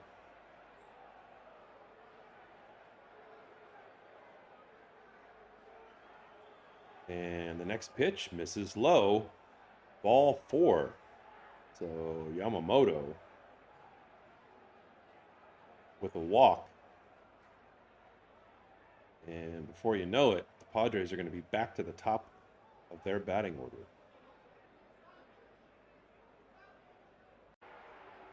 Number 8 hitter Wagner comes up with 1 out and 1 on.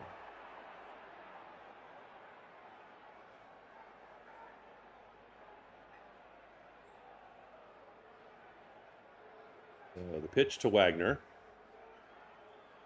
Hit to center, shallow center. Andy Pajes comes up, makes the catch. Then on the run, throws it back to first to keep him honest. And now there's 2 away.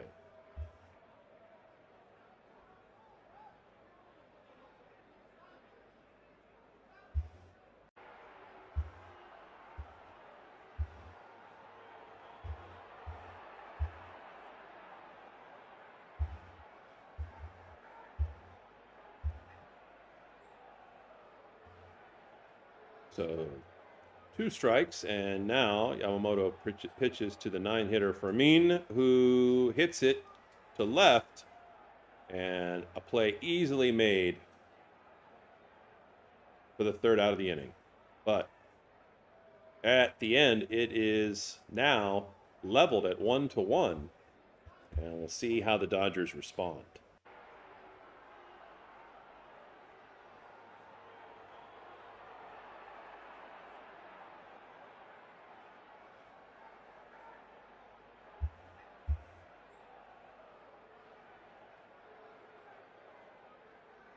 Look at all those fans.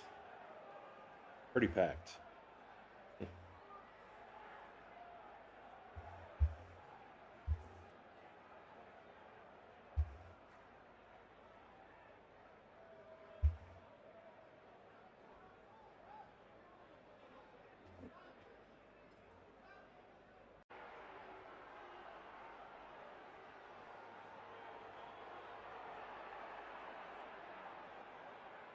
Thanks for joining us this evening.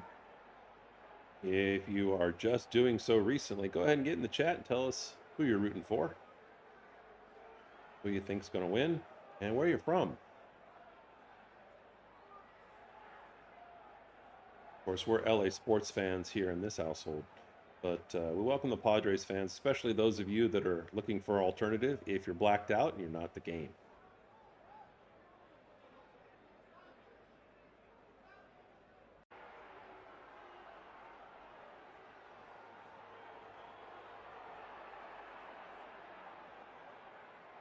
So 1-1 after the home run, and we go to the top of the sixth.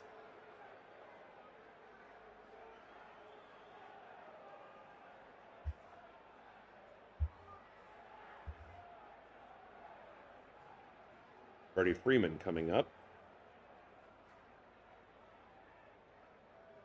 1 for 2 on the night, and Vasquez, good outing after coming in early.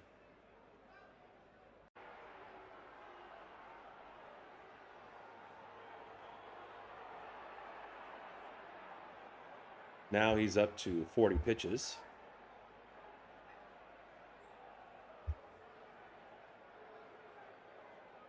And I'd say over the last 3 to 4 weeks, Freddie Freeman has been the most consistent hitter for the Dodgers.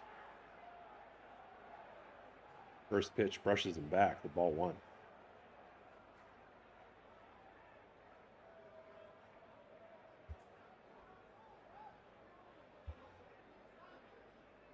Next pitch, looks at it for strike 1.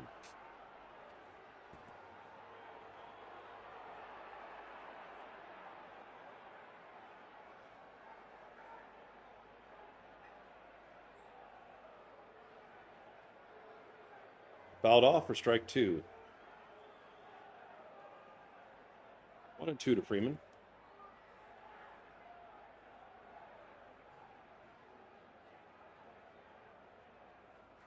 Next pitch misses for ball 2, 2-2.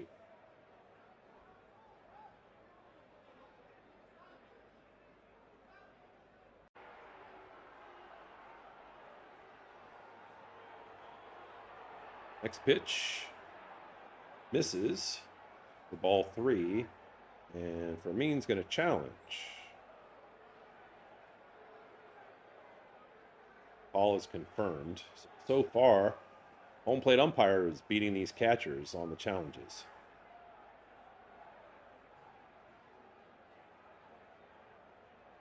So 3-2 to Freeman. And swings, hits it to right center field. And it gets there, kind of dies as it goes deep. And Freeman's going to go up with the stand-in double.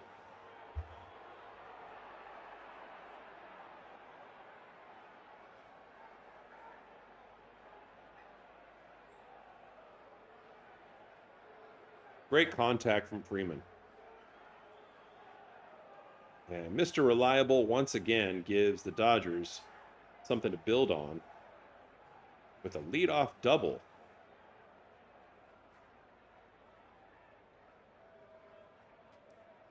That'll bring up Mookie Betts in the 4th cleanup position. 0 for 2 tonight, but has been on a roll lately. First pitch in there for a strike.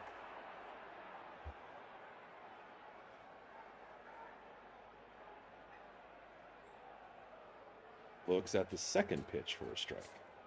0-2, Mookie Betts. I'm going to just advance the runner by making contact. Squeeze home another run. Good discipline by Mookie on the next pitch, and looks at a ball, 1-2.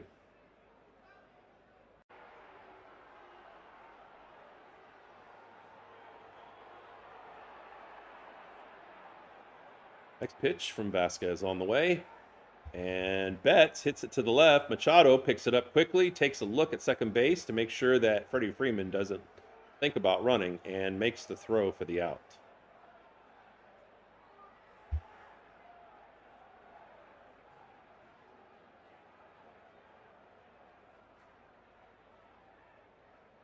So 1 away, and that brings up the 5-hitter, Muncy.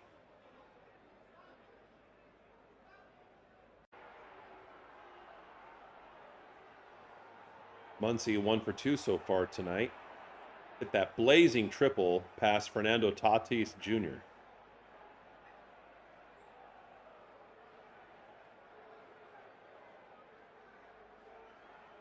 So the pitch to Muncy. Swung on, hit to second base. Kind of bounces off of the second baseman into shallow right field. He's going to go home as Freddie Freeman does. And the throw is not in time.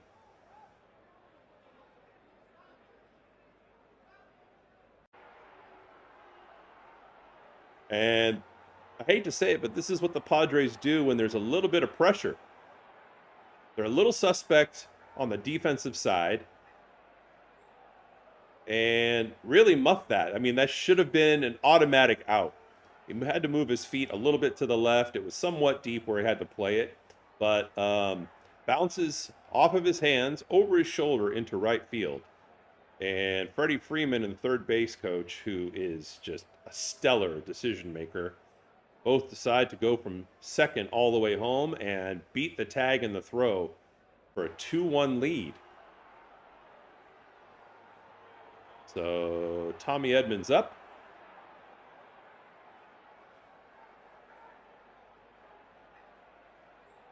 And the pitch hit to right. Deep, deep, and in the corner off the fence. And Edmonds going to hit a double. No, make that a triple. He's still going with that blazing feet and that brand new ankle. And another run comes home for the Dodgers. Wow. Edmund just laced that like a laser beam. And Tatis did not have a chance to get it. But could have played that a little more cleanly off the wall so that Tommy Edman didn't get a triple. Edman slid head first at third base just to be safe, but they didn't even have time to make the throw there, and no attempt to be able to get him out. So the Dodgers definitely respond with some grit. And Matsui is up in the bullpen. Tucker up next.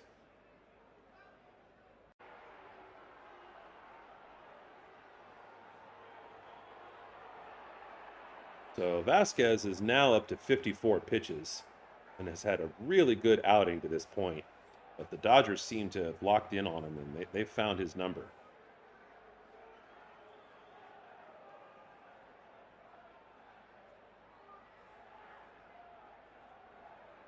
Kyle Tucker, who has struggled, has a hit tonight. Not hit hard, but dropped in there, and he'll take the hit any way he can get it.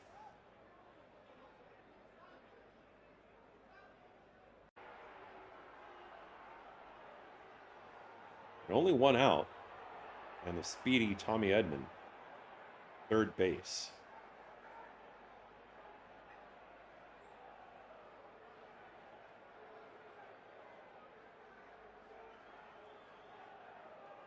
First pitch is a strike to Tucker.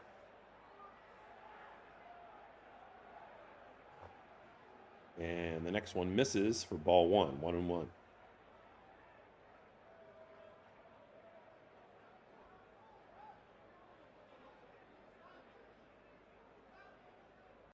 next pitch from Vasquez.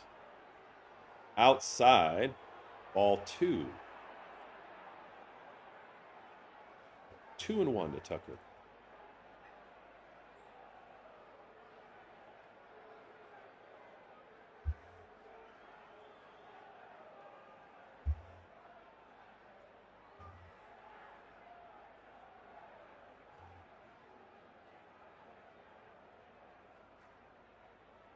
Fans in the DJ trying to give Vasquez a little bit of oomph here to finish, get out of this inning before they bring in somebody in relief. Getting close to his 60th pitch now.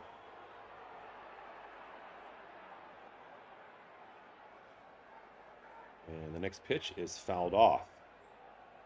Counts 2-2. And only one away. Started this at bat with a cutter, changeup, and then Vasquez throwing 3 fastballs. So now it's a good time for a changeup or a curve. But he does not elect to do that. Another fastball, and this one misses. So now the count is full with Dalton Rushing on deck. Rushing's really struggled. I think if you're a Dodger fan, you'd rather see Tucker make something of this with Tommy Edman at third base and not rely on Rushing to bring him home.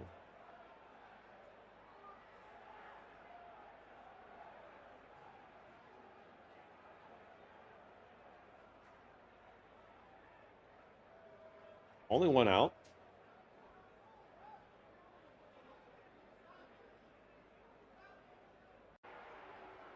And a full count to Tucker.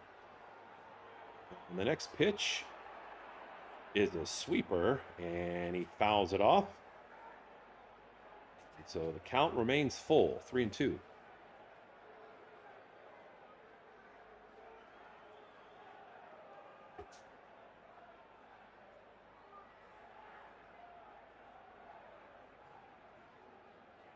Tucker battling, trying to find his way back to the early form he had this season. Pitch swung on, hit deep to right field. And this one is out without a doubt. Kyle Tucker, a 2-run shot.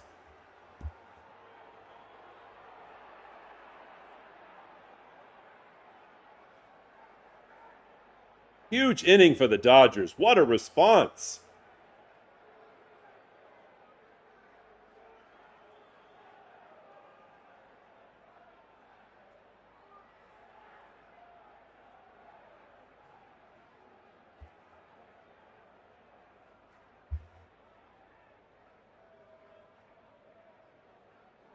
Pitch was on the inside part of the strike zone. He turned on that in plenty of time and crushed it. Good for him. Oh boy, Dodgers fans are really glad to see this. And you hope it's the beginning of more good things to come.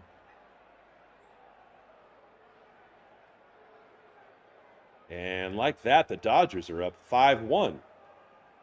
And still only one out, with Dalton Rushing coming to the plate. Rushing so far tonight is 0 for 1 with a walk.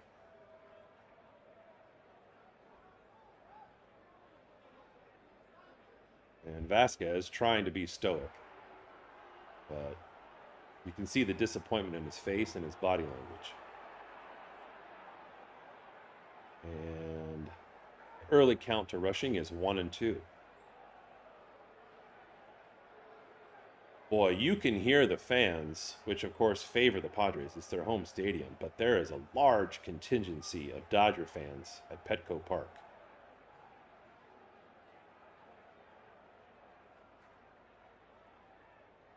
And so when the Dodgers do something, you can hear it. You can hear it.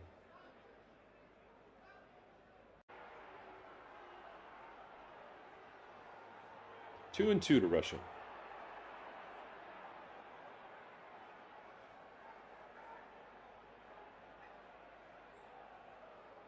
So with one away, the pitch to Rushing.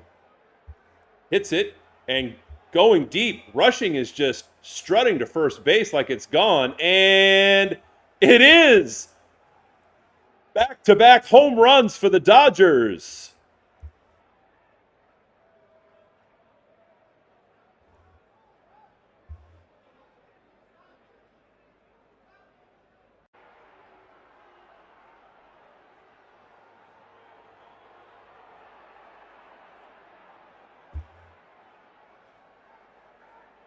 Wow, that cutter was just cheese. It sat there, did not break as much as Vasquez would have liked.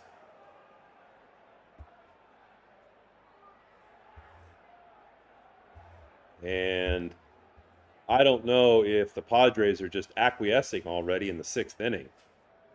But they've had a reliever up in the bullpen to replace Vasquez, but they haven't brought him in.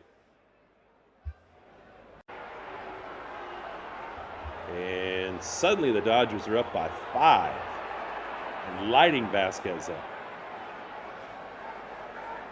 Boy, this is becoming a nightmare for him. And the nightmare will not end.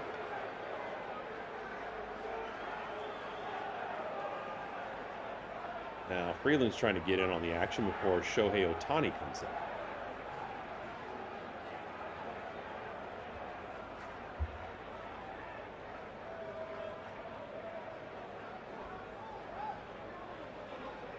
Dalton Rushing definitely needed that psychologically. He had been in a dry spell for a few games.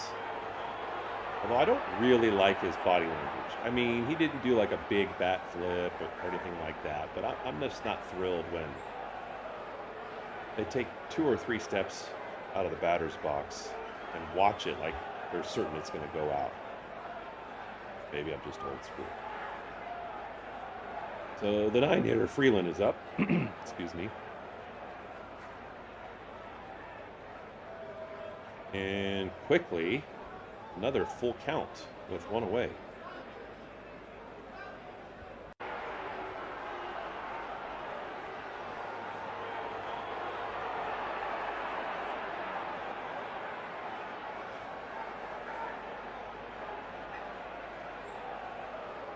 So Freeland making Vasquez work and watches ball 4, which wasn't even close. And that brings up Shohei Ohtani. And a few boos rain out at Petco. And I don't think it's for Vasquez. I think it's for the manager who has decided to just leave him in there and let this ride. Still only 1 out.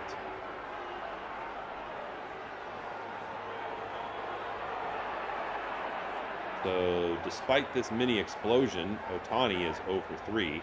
See if he can ride the gravy train.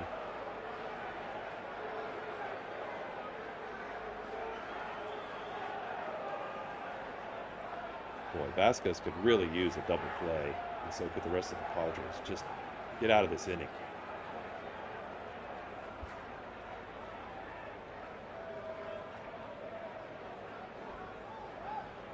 But he starts Ohtani 2-0.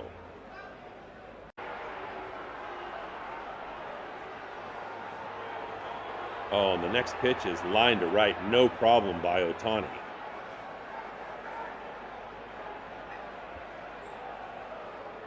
And now, runners on first and second for the Dodgers. And finally, they put Randy Vasquez out of his misery. After 79 pitches.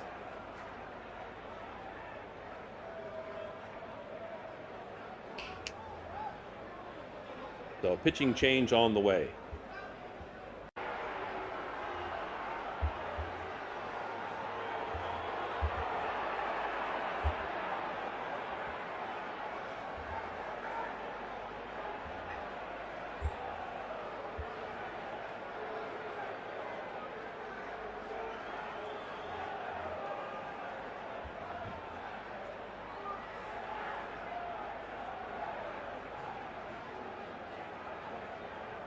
Greeting's so funny.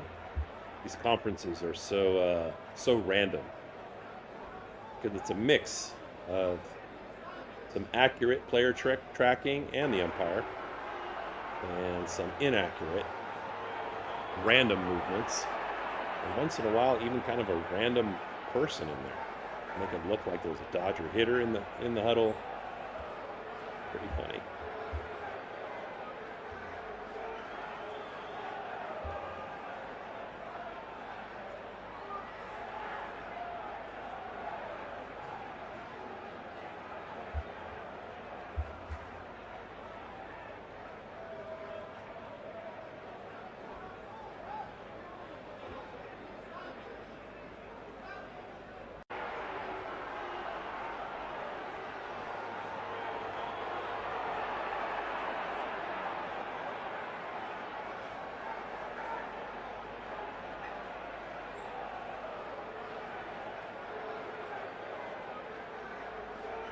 So Ron Marinaccio comes in and takes over behind by 5 runs and runners on first and second.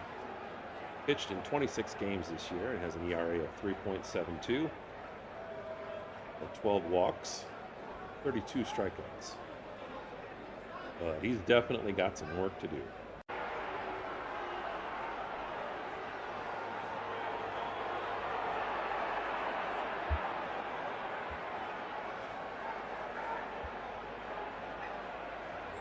Manny Pages up to bat in the second position. He's 1 for 3 tonight. Also been thrown out trying to steal. And Pages looks at the first pitch, ball 1.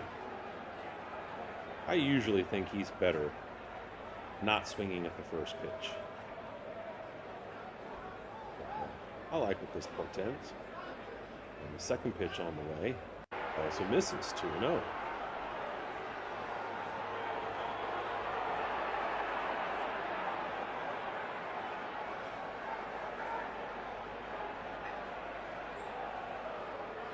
Next pitch in the strike zone and fouled off by Pages. The count is now 2-1.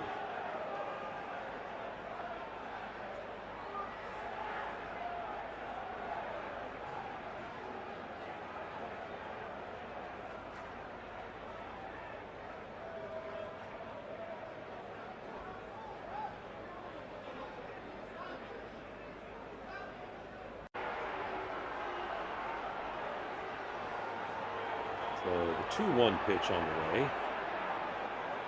Slightly inside, check swing, and inadvertent contact off the bat. So ultimately fouled for strike 2, 2-2.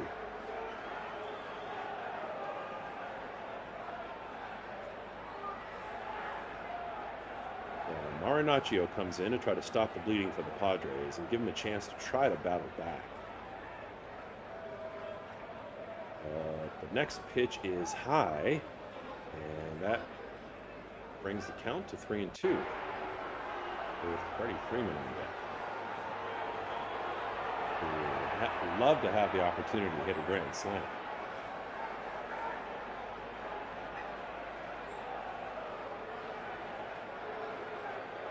So with 1 away, runners on first and second. The pitch misses, and that's what Freddie gets. Pages walks.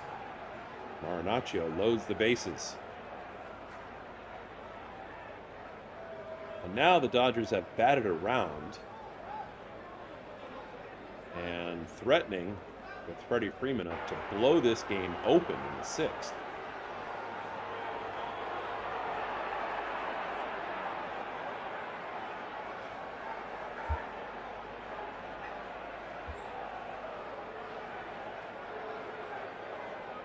And Freddie Freeman, sensing that moment, swings on a breaking ball that's out of the strike zone. Strike 1, 0-1.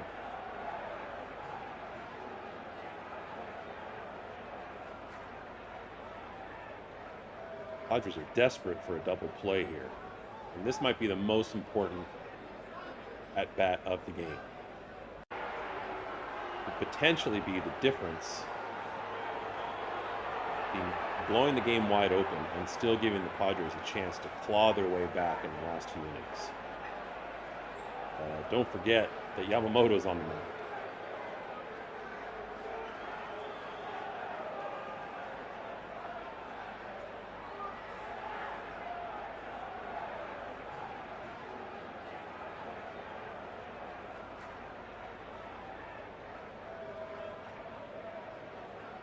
So the pitch to Freeman.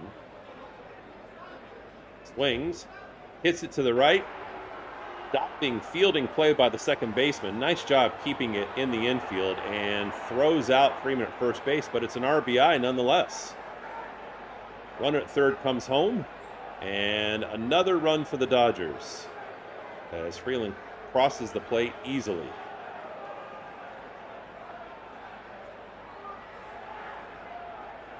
So now runners at second and third with 2 outs, and the score 7-1 Dodgers. And Mookie Betts up, who's 0 for 3 tonight. He's grounded out in the 6th. Trying to find the right contact. First pitch is outside for a ball, 1-0.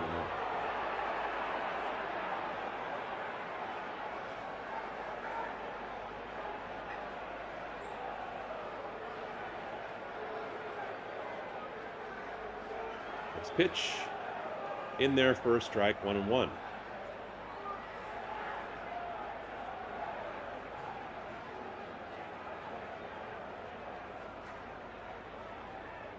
So runners on second and third, 2 away, and 1-1 pitch coming to Betts. Swung on, hit deep, left center. That's where he's been hitting his home runs, and it is well called for a 3-run home run. And the party is on for the Dodgers.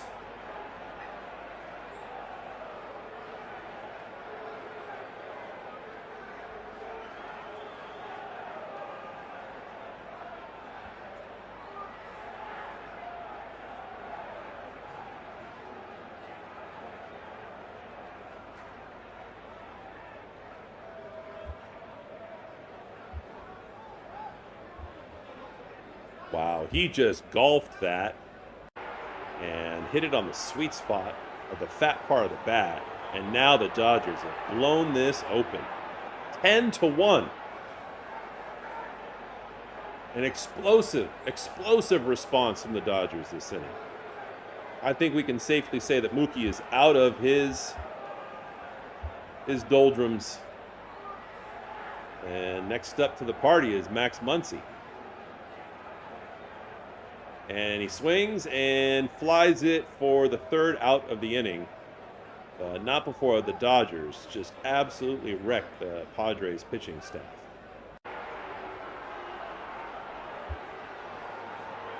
And so now we go to the middle of the 6th, and just like that, it's the Dodgers 10, Padres 1.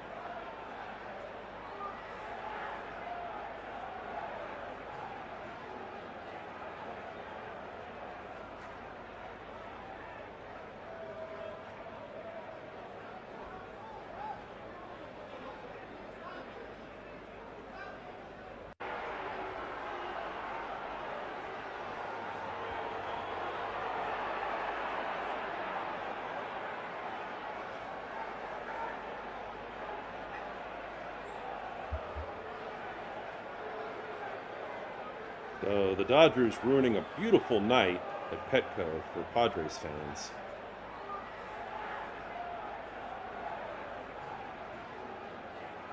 And bottom of the sixth, Fernando Tatis Jr. to come up and try to give the Padres some kind of hope. But they've got a mountain to climb.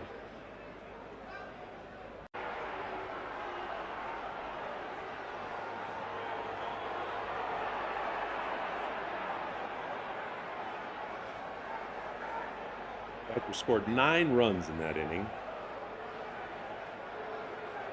The most they've scored against the Padres since 1977. So approximately 50 years. You got to say that's the response of a champion. And so Tatis Jr.'s up there, and Yamamoto's still in. And after the 70th pitch of the game for Yamamoto, the count is 3-1.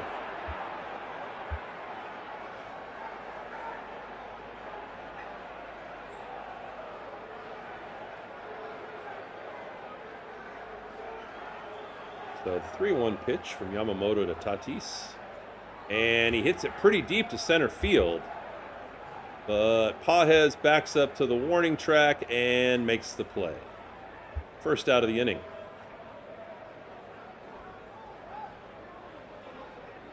So that'll bring up Taylor, who is 0 for 2 tonight.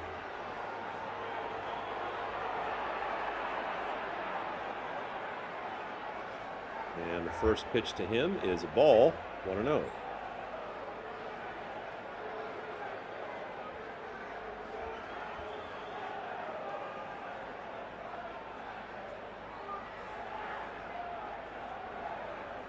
Next pitch also misses, 2-0.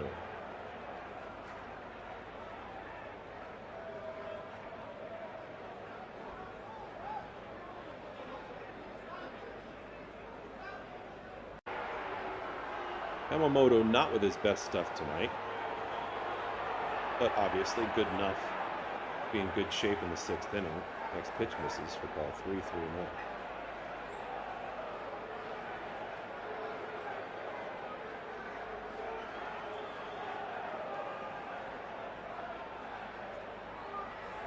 And 4 straight balls walking Taylor.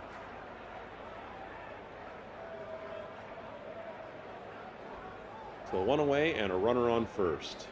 And you have to admit, it's almost like Yamamoto with the Dodgers exploding for 9 runs in this last bat-around. Had a challenge to stay loose. In a way, he probably had to feel like he was warming up twice for 2 different games, back to back. So that'll bring up the number 3 hitter, Jackson Merrill, who's 1 for 2 tonight.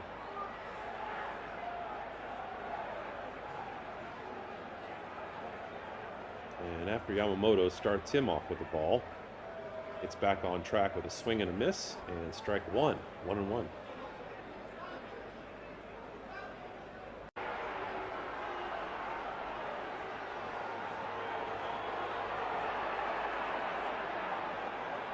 So the 1-1 pitch to Merrill.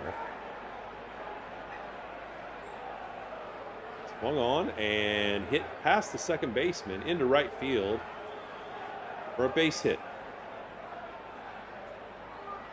Huge dropping curveball, but it started pretty high and dropped right in the strike zone. And not really very hard for Merrill to see and make contact. Especially when you have a lefty able to track that ball early on against a right-handed thrower. So with 1 out and 2 on, that'll bring up Manny Machado, who's 0 for 2 tonight.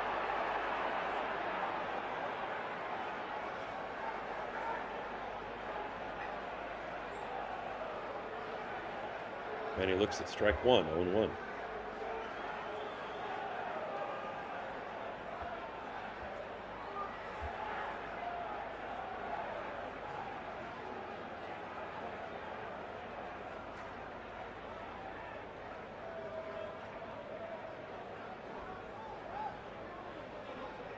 Pitch to Machado.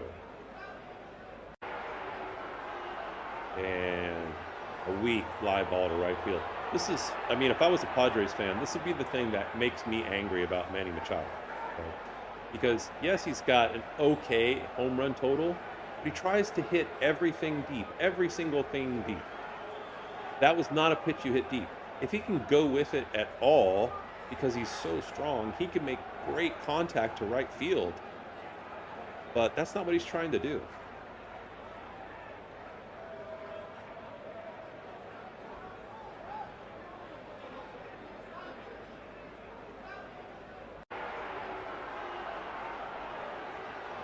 So that'll bring up Gavin Sheets, who's 1 for 2. And he's kind of the flip side of Mookie Betts. The way Betts had a home run last night, Sheets had a home run today. But all the offense on the other side of the ledger.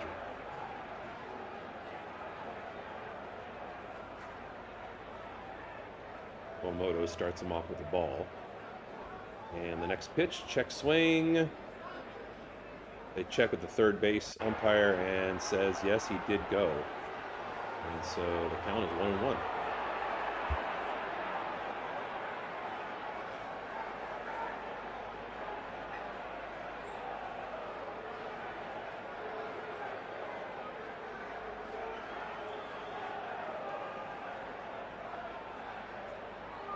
So the count's 1-2 to Sheets, with 2 outs and runners on first and second. And lines it hard down the left field side, but curves foul.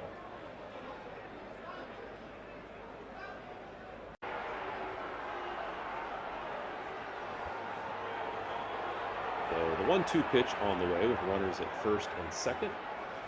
2 outs. And another pitch fouled off by Sheets. Yamamoto's up to his 84th pitch. So I would not be surprised if this is it for Yamamoto. Especially because it'll give a weak part of the Dodger pitching staff, which is the middle relievers, the opportunity to get better in this game with really very low pressure.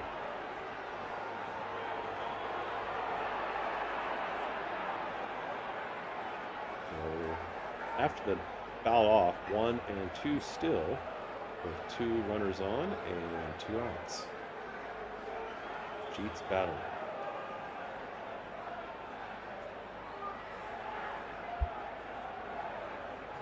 See the infield shifted to the right, as they often do with the lefty. Next pitch is fouled off again.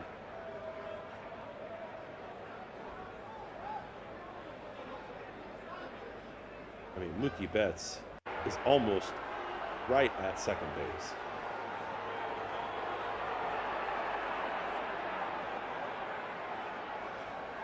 And the next pitch misses for a ball, 2-2.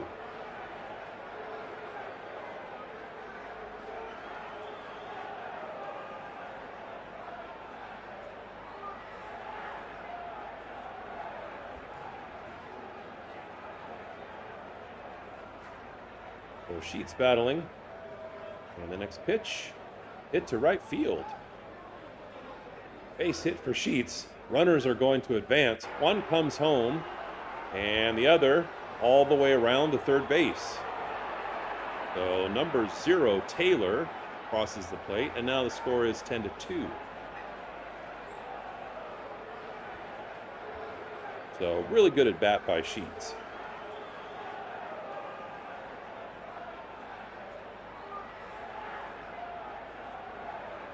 Excellent swing, great contact. No doubt whatsoever that it was going to be a base hit. And that brings up Xander Bogaerts.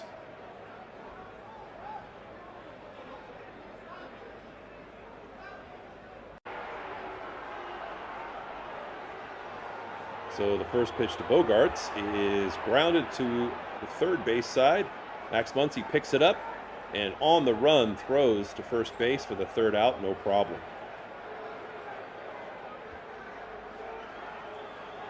So 3 away. And after 6 with The last third to go. Padres get a run. The Dodgers are up by 8.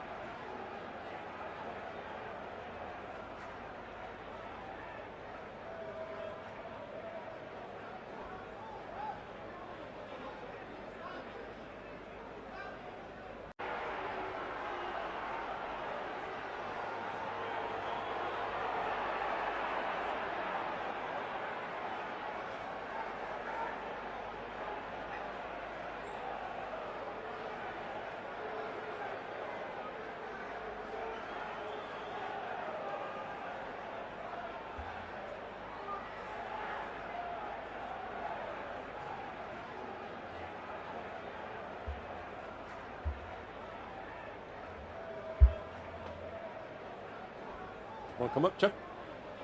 It's Charlie, everybody.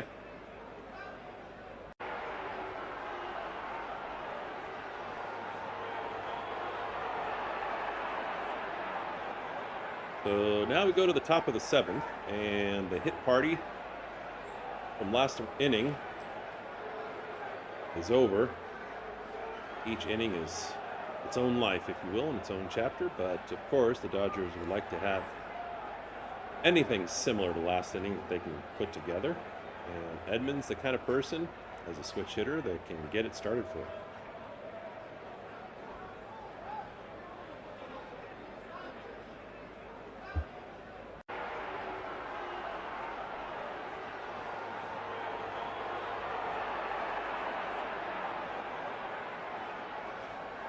So Edman is 2 for 3 tonight with a double and a triple. He's been the best hitter for the Dodgers in the last 2 weeks, ever since he's come back from his rehab assignment. It was hard for him to decide after the World Series to have surgery on his ankle, but he knew he needed to. And of course, he had to be patient coming back. But boy, he's in great form right now. One of the things about coming back from an injury, if you do it right, late in the season, it's, I mean, we're still in the first half, but well into the second quarter, is that he has fresh legs at this point.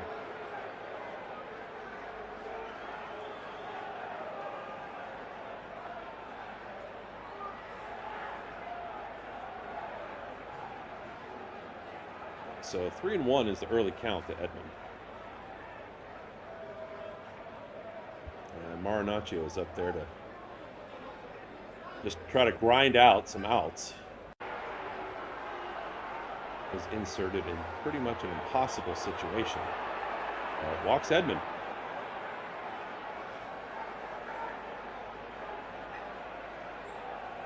So that's the last thing the Padres wanted to see. No outs getting the leadoff runner on. Kyle Tucker, for the first time in a long time, is looking kind of confident and being productive tonight. 2 for 3.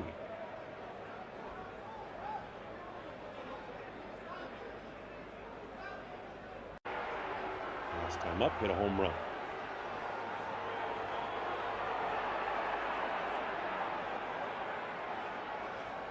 Edman on first, 0-1. Pitch to Tucker is fouled back, 0-2.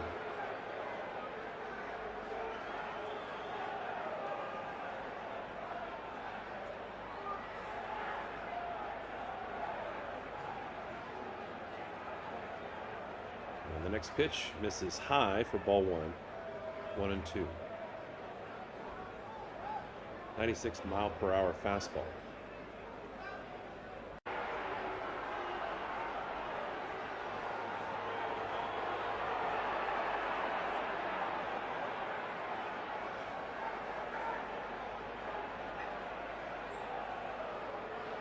Next pitch misses low. Ball 2, 2-2.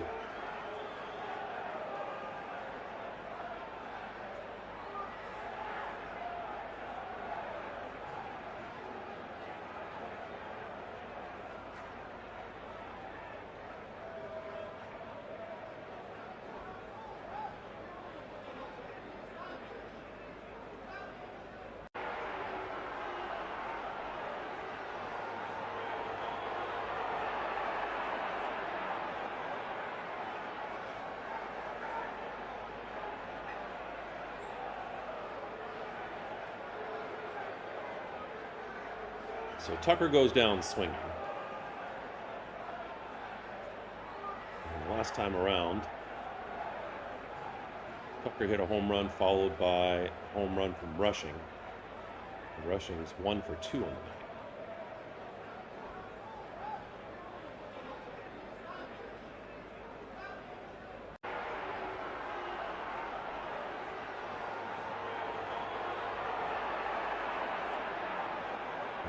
Count to Rushing early on is 1-1. The pitch way outside from Marinaccio. 1 away. And a runner on first.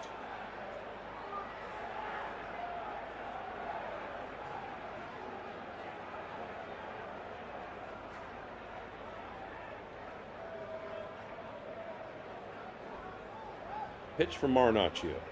Swung on, hit deep to right again. Tatis Jr. does not run into the wall. Tried to show you that as we work out how to use this properly. He actually makes the catch a little bit short of the warning track.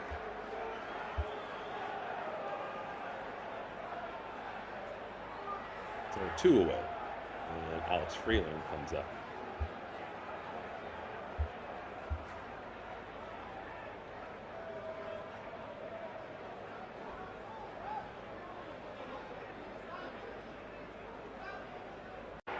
First pitch is a ball to Freeland.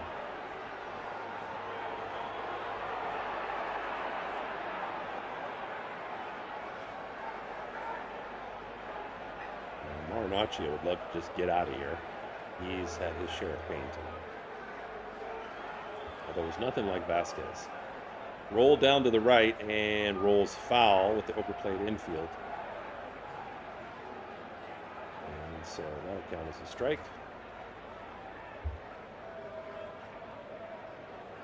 The count is 1-1.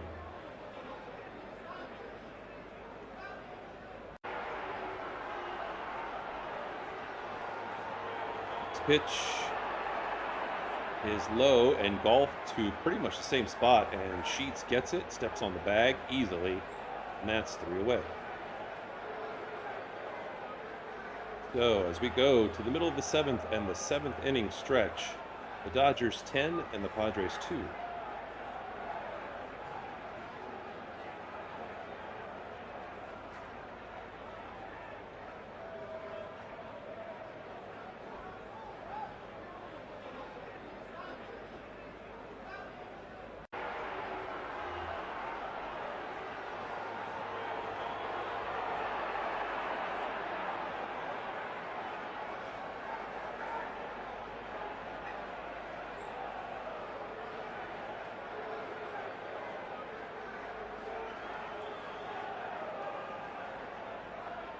I'm going to guess that Yamamoto's done.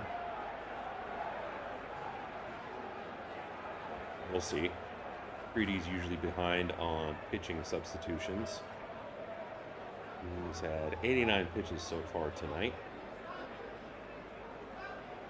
And this would be a prime situation, even though it's an NL West rivalry and matchup where the Dodgers would like to get back tonight.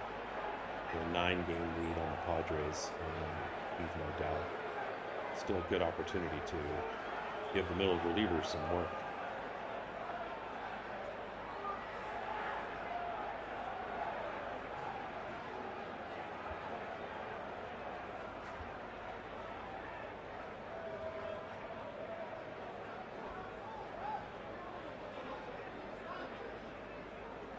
Tomorrow it's going to be Emmett Sheehan versus Michael King in the final game of this 3-game series.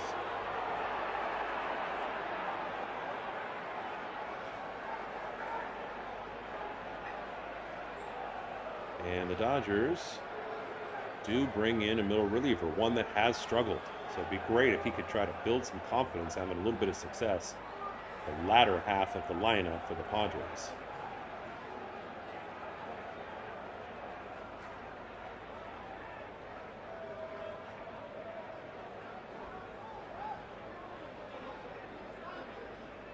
Kyle Hurt has pitched 27 games out of USC with an ERA of 3.42.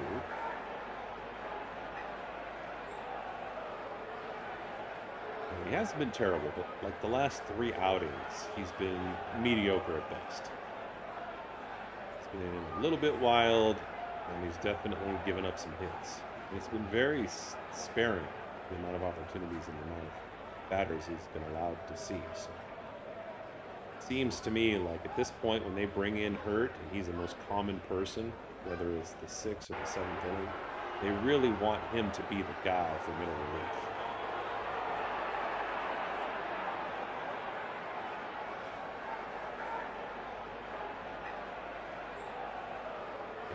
Swings and grounds it to Mookie Betts, who makes an easy play for the first out of the inning.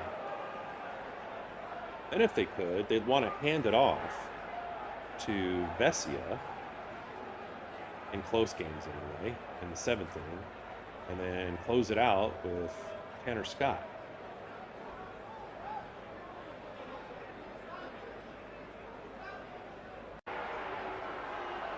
And then have Hernandez in there, who can, really kind of catch fire and be good.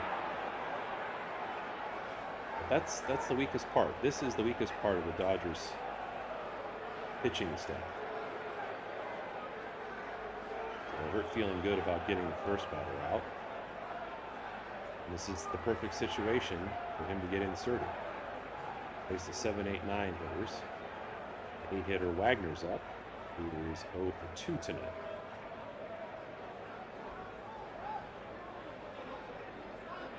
So 1-1 to Wagner.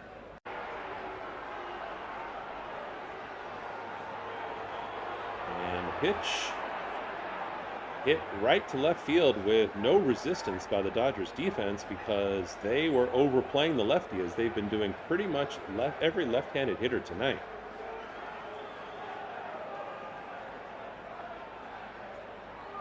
The whole infield was shifted over, and it rolled easily into left field for a base hit.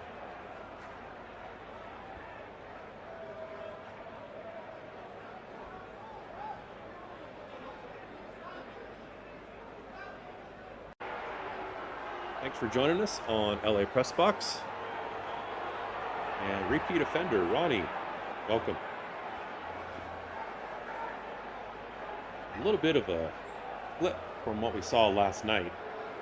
In many ways, it's kind of the mirror opposite, where the Padres did not jump out to a lead,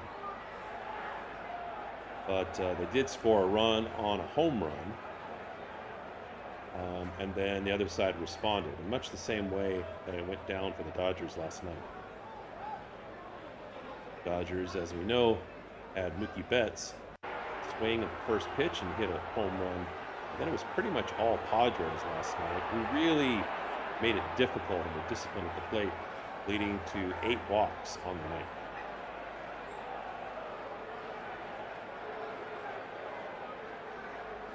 The Dodgers had a 9-run 6th inning against the Padres, where it felt like the Padres manager left the starter out there too long. He actually did a really good job leading up to that inning. And then at that point, he seemed to get a little bit fatigued, and they just left him out there. And I'd say 1 or 2 hitters before they finally replaced him. You could start to hear the Padres fans booing in the stands. And I don't think they were booing the pitcher. Booing the decision to leave him in there and then see things get out of hand. But it was a hit parade of all types, including back-to-back home runs. from Kyle Tucker, who loved to get on track tonight after struggling for several weeks, followed by a home run from Dalton Rushing.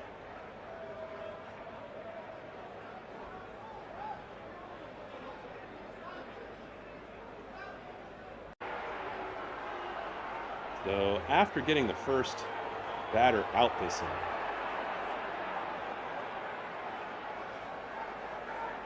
Hurt suddenly, with only one out, has runners at first and second.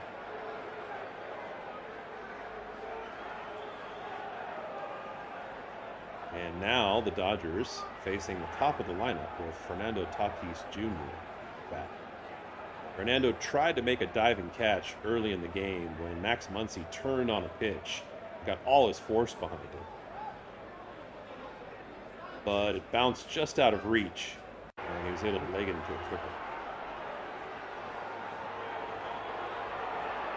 Speaking of Alex Vesia, he's up and throwing in the bullpen. Obviously, the last thing that Dave Roberts wants to do is mess around with this cushion and give the Padres, who can be electric at home at Petco, any kind of hope. So the early count to Tatis is 0-2. With one out and 2-1.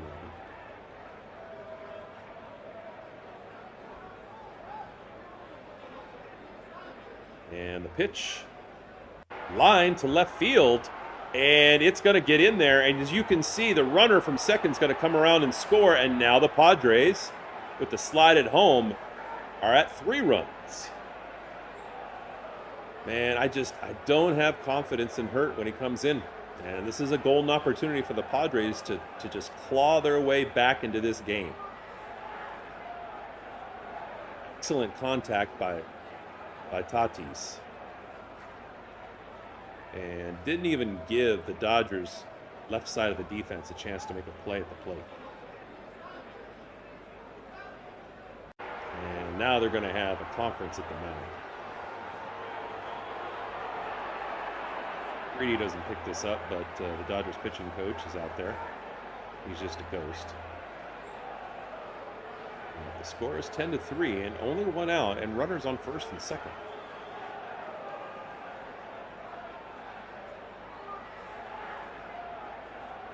And that'll bring up the left fielder, Samad Taylor, who does not have a hit tonight. He's 0-2. Made a great effort on what ended up being a hit 2 runs ago. And actually, you can see the green on his jersey of laying out. And I respect the effort, even though he didn't get there. In fact, he tore up the turf in left field and had to replace his divot.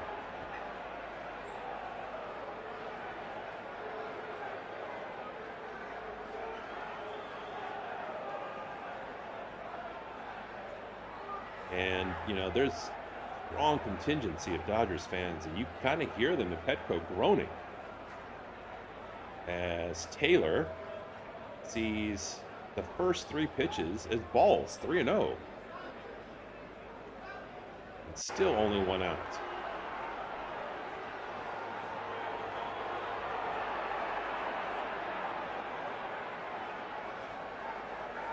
And the 4th pitch, not even close. 4 straight balls to Taylor, and just like that, Hurt loads the bases. Terrible job. And Dave Roberts is not going to play around. And you can see Hurt screaming into his glove. You can only imagine what he's saying. So they yank him after 19 pitches is all. Now, as you can see, there's a big conference on the mound. I'm going to guess they're going to bring in Alex Vesia. Vesia relishes challenges like this.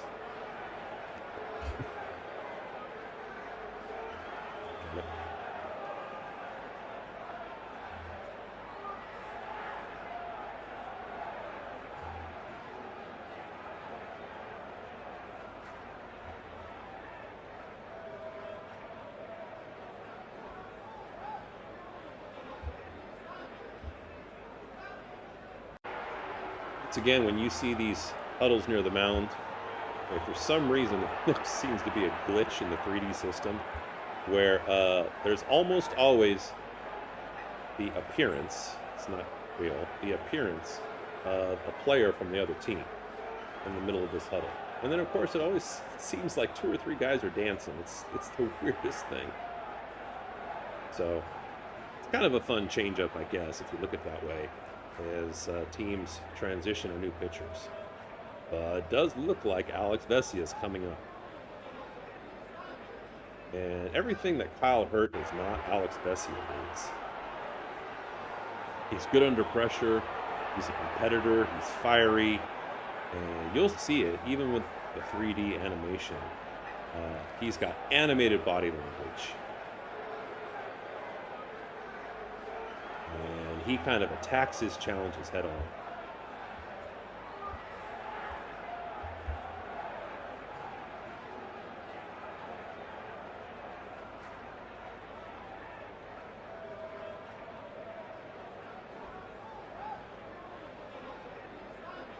So the number 3 hitter, Jackson Merrill, is coming up, and Jackson's 2 for 3 tonight.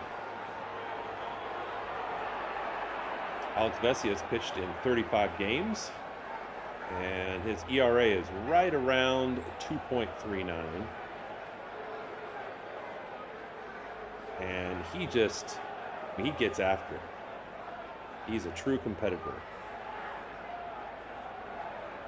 So bases loaded, only 1 out, a golden opportunity for the Padres to just send these fans into explosion mode.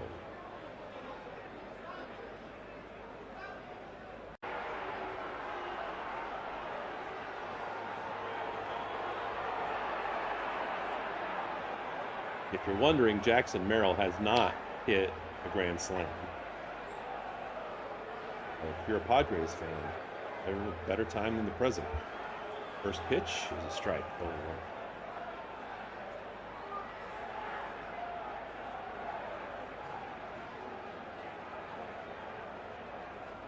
Next pitch is fouled back. Strike 2.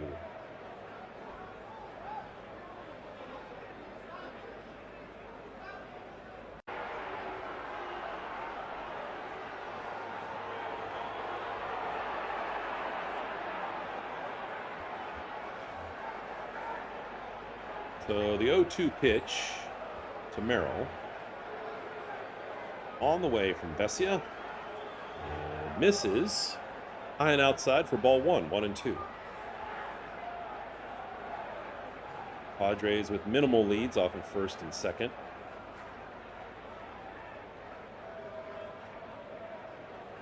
Because at this point, when you're still 7 runs behind, outs are precious. The last thing you want to do is make an error on the base paths and give up one of those outs unnecessarily.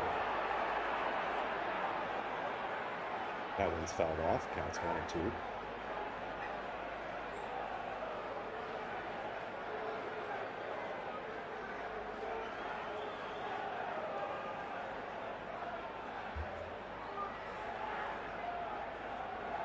So the 1-2 pitch to Merrill. With bases loaded.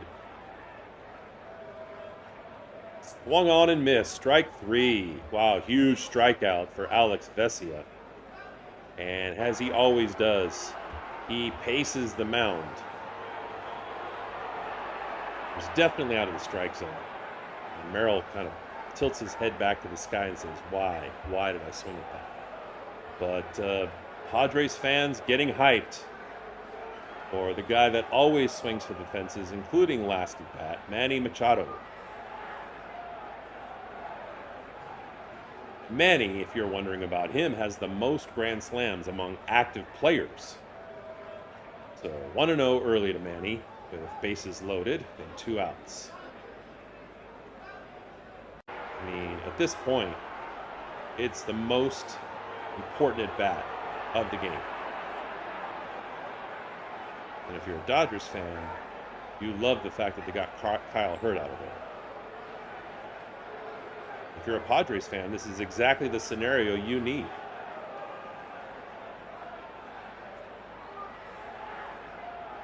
Machado hits a home run. I mean, they're right there in the game, and they still have a couple of innings left. Vesia can close the door on this one, then the chances start to look bleak for the Padres. So 2-1 is the count to Machado.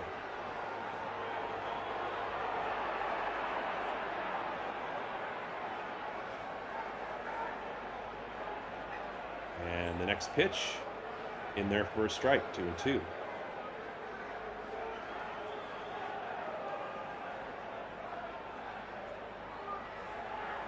So the pressure building at the bottom of the 7th inning.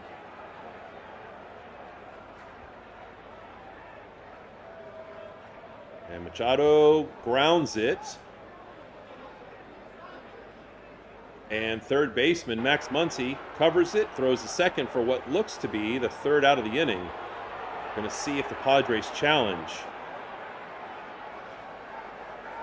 And there's no reason to. It's definitely there in time. So that's the 3rd out of the inning.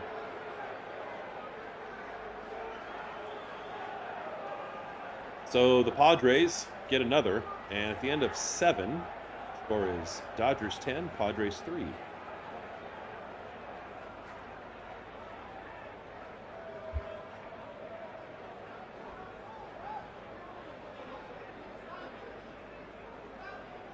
Vesia hyped about being able to get the job done.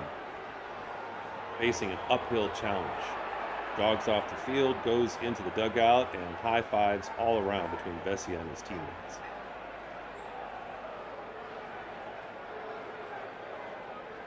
The last game of this 3-game series will be tomorrow.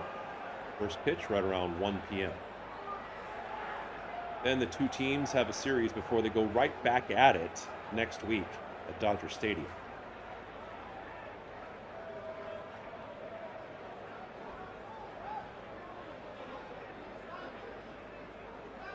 One of the games of that series is on the 4th of July. What a great way to celebrate that holiday.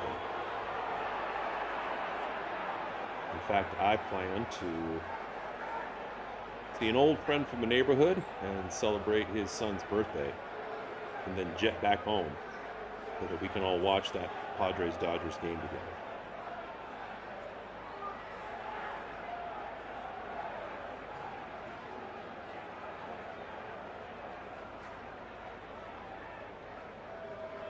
Thanks for joining tonight, especially if you're a Padres fan. One of the things that I want to do is provide some kind of an avenue for you to track and see what's going on when the Padres play at home against the Dodgers and there is a blackout.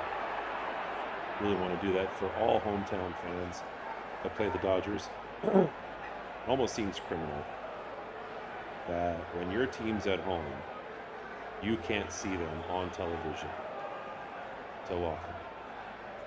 With the great fan base that the Padres have, and only one professional sports team in San Diego, it just seems that much more wrong. Especially because not everybody can afford to go to Petco. So now we're at the top of the 8th, and Shohei Ohtani comes up, and Marinaccio is still in to pitch.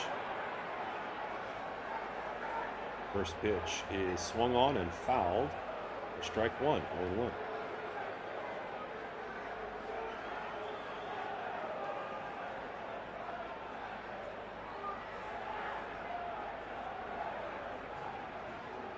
Next pitch misses. Ball 1, 1-1.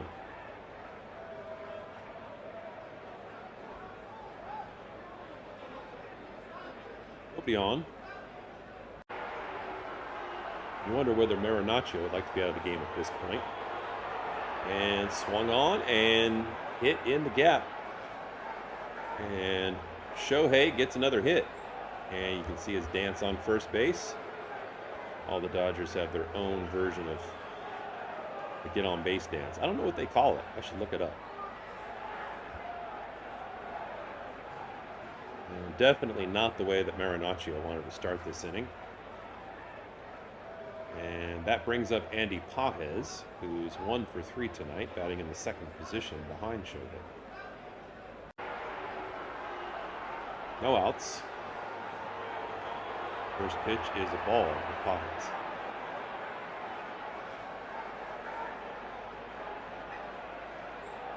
Pretty quiet night from Pages in the field. Usually center field is where you have your most accomplished fielder, and he's made a few plays, but he hasn't really had to work super hard, make any spectacular grabs, or really get after the ball. And relatively quiet at the plate. He has a single, and after he singled, the very next pitch when Freddie Freeman was up, he tried to steal and they threw him out easy. Nice throw by the catcher. And now Marinaccio, getting into the mid-30s for his pitch count, throws 3 straight balls. And make that 4. Walks Pawheads. And some light boos pick up in the stands at Petco as well. It looks like Padres are thinking of bringing in Morgan next. And we'll go check the huddle.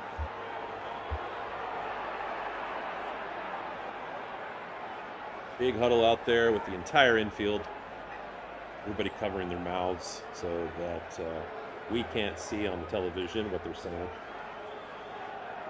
These guys jumping. I don't know. Maybe over the course of the season I should get some highlights going. The dance moves at the huddle. Some kind of music. Wish I could zoom in on it a little bit more, but enough of the laughs. Not a funny situation if you're a Padres fan. Especially now with Freddie Freeman coming up. Always dangerous. So runners on first and second. With modest leads, you can see. And the first pitch is fouled for strike 1. 0-1 to Freddie Freeman.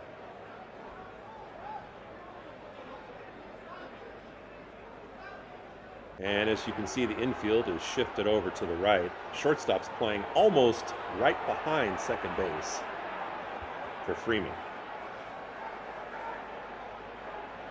Second pitch misses for a ball.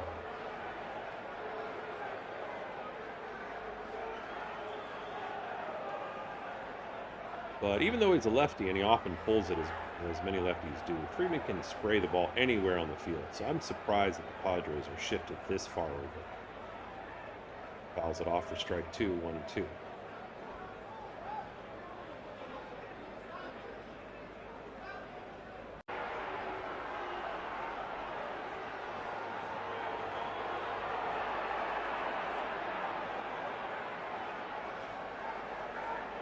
The next pitch from Marinaccio, as he takes a glance at second, is high, ball 2, 2-2.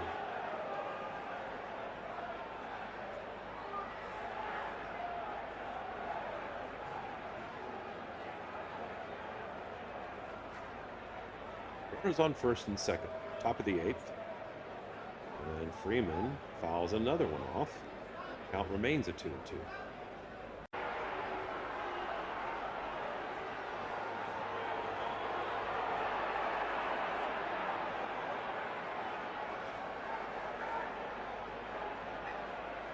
Marinaccio, 44 pitches now. Next pitch misses well outside. Full count to Freddie Freeman.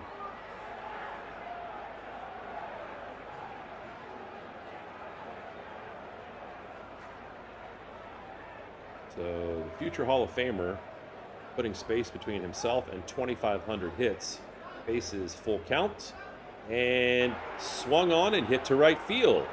A base hit for Freddie Freeman. And that loads the bases. That's got to be it for Marinaccio.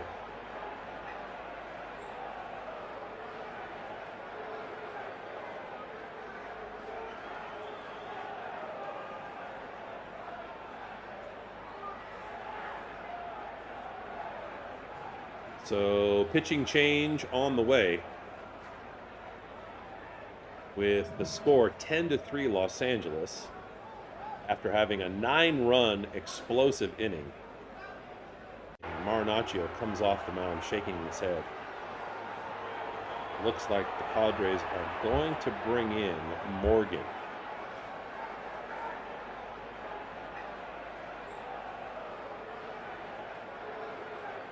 Mookie Betts is up next. Mookie with 1 home run already on the evening.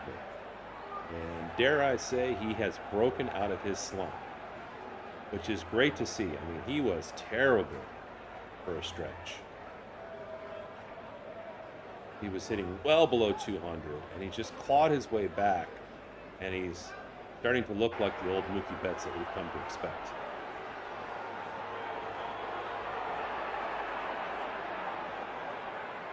In fact, I think for the last, maybe 3 weeks, 2 to 3 weeks, bat for at bat, he might have the most home runs of all the Dodger hitters.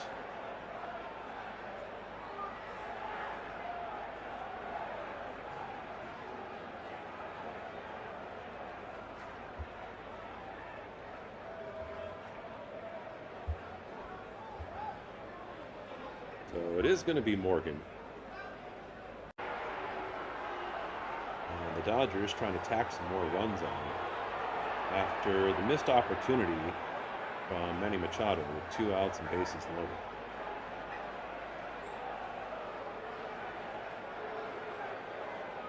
And now the tables are turned for all the hard work that the Padres did just to close the gap a little bit. And it's the Dodgers that have the bases loaded. No outs. So David Morgan's pitched 17 games this year. It is a 4.29 ERA with 24 strikeouts.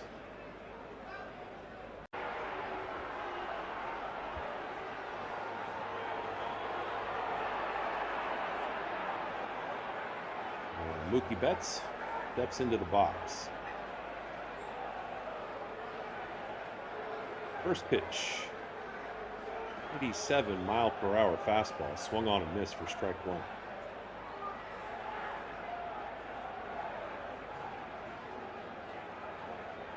Mookie has a .323 average with the bases loaded. That's the definition of clutch. And one of many candidates, potentially for the Hall of Fame, on the Dodgers staff. That big chain he always wears. It looks like that pendant has worked its way from behind his neck to the front. And now he looks comfortable again. 0-2 to Betts. And after stepping back into the box and a quick check of the base runners from Morgan, the pitch is fouled back.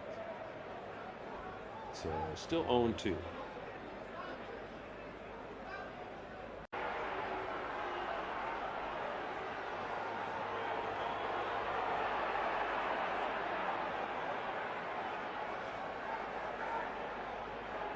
Next pitch misses. Ball 1.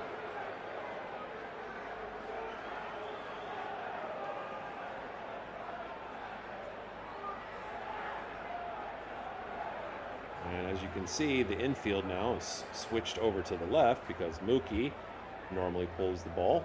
And so the shortstop's kind of playing in normal position, a few steps to his right. Second base is not far from second base. And the next pitch misses for ball 2, 2-2.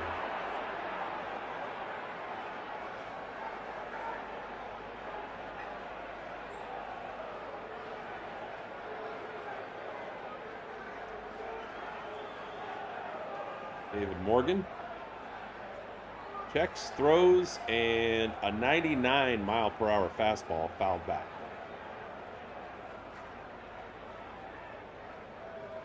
No outs. Dodgers threatening to do some even more major damage.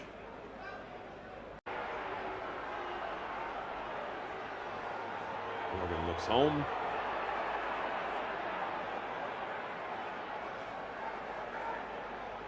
And throws the fastball right by Betts and just outside the strike zone. Betts couldn't reach it. And he wishes he had that one back. That was at least a couple of inches outside the strike zone. So first out of the inning, and Mookie Betts goes down swinging.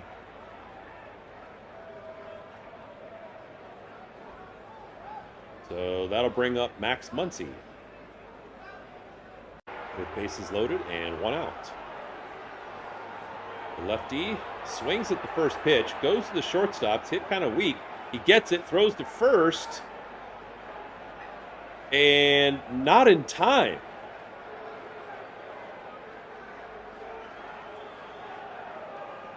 He didn't really charge it, and he was trying to wait for the runner from second to third to clear his path. He could have closed that space just a little bit more. But probably what took the most time was that he tapped the ball in his glove and then finally threw it. And so everybody's safe, and the Dodgers have another run come home safely, 11-3. And that brings up Tommy Edman. As of now, the best hitter in the Dodgers lineup, who moved up from the 7 position yesterday to the 6 position today.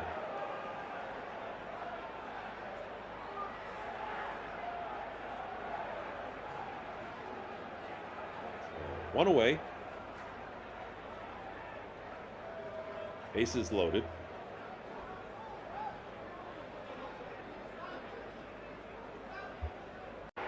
And Edman swings, hits to second base, and they make the out. Almost a collision at first base. But another Dodger runner scores and he sinks into the grass midair. That's funny.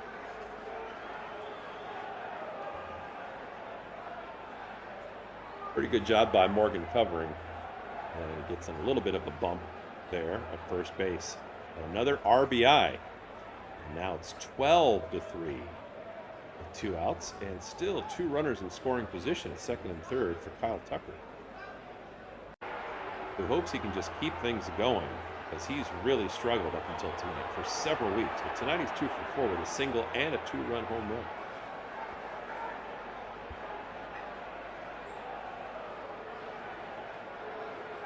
First pitch is a strike to Tucker.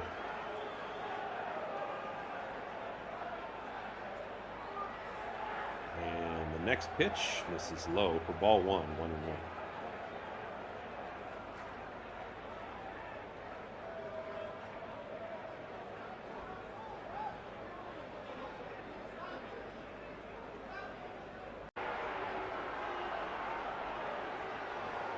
He's done his job in a tough position at this point, even though the game's not close.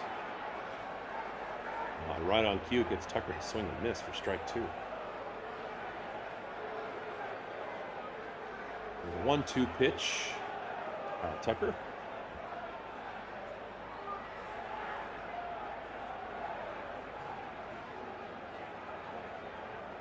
Swung on and hit just over the shortstop into left center field, and another run comes home. Make that 2. Freddie Freeman and Max Muncy clear out, and the route has been on. If there was any doubt, it's way on. Good for Kyle Tucker. 3 hits tonight. And you hope that's the beginning, turning a new page for him. Dodgers able to take advantage of the runners that have been on base this inning and clear them, other than Kyle Tucker himself at first base. And now the score is 14-3. And that brings up Dalton Rushing. Swings at the first pitch and misses 0-1.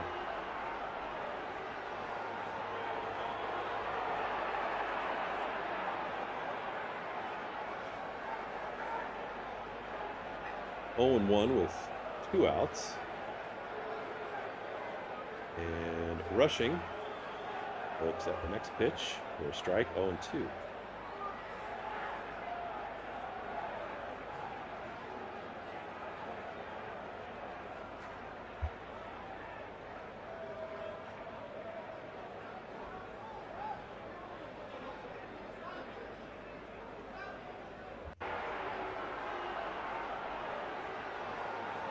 Pitch to Rushing, and he just stares at strike 3.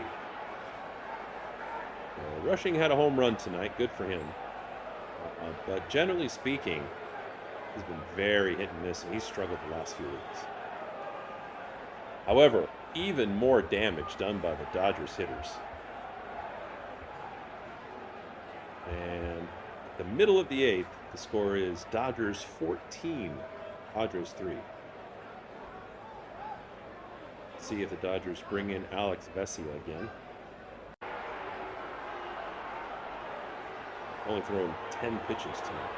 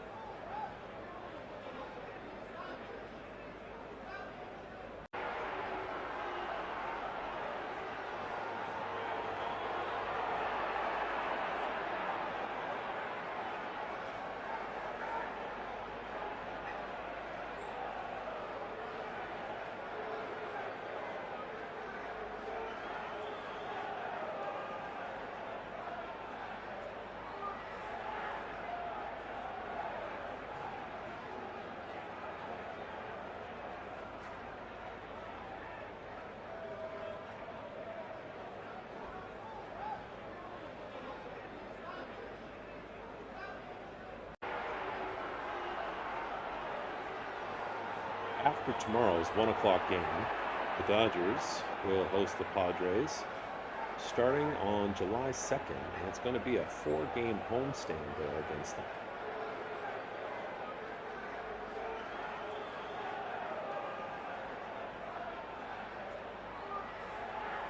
So the Dodgers now are bringing in Jack Dreyer, and he is going to face Gavin Sheets. Dryer's thrown 31 games, has a 3.69 ERA, and 35 strikeouts.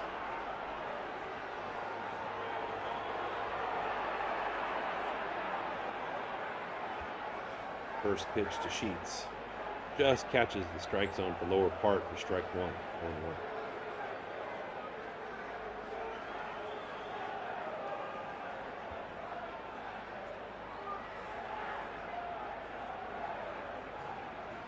Seemed like almost a lifetime ago earlier in the game when Gavin Sheets tied the game with a home run.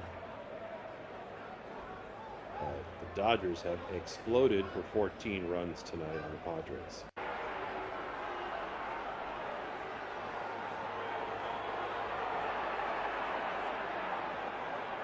And the 91 mile per hour slider is in there for a strike. No, it's 1-2.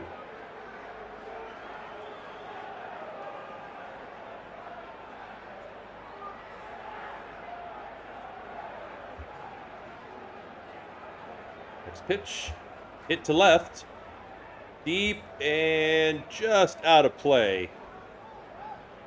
And the count remains at 1-2.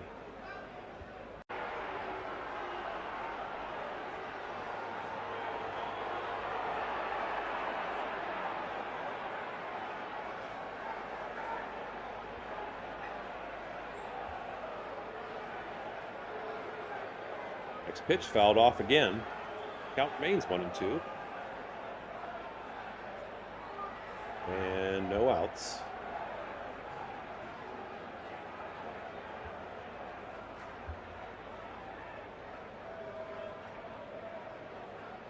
And the pitch to Sheets. And gets his hands around and gets it into the outfield for a base hit. And that's his 3rd hit of the night.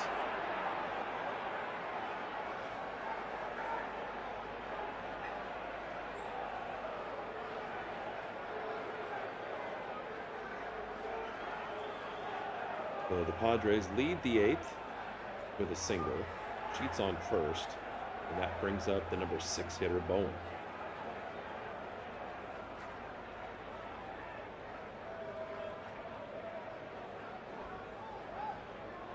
Jace Bowen is in right field. Here, excuse me, a 1-0 start. Swings out of his shoes for a strike, and the count is 1-1.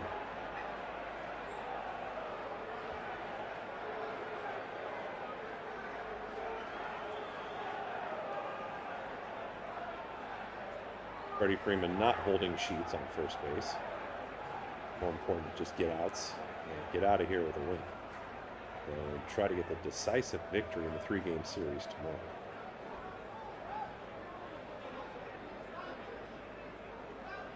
So 1-2 with no outs.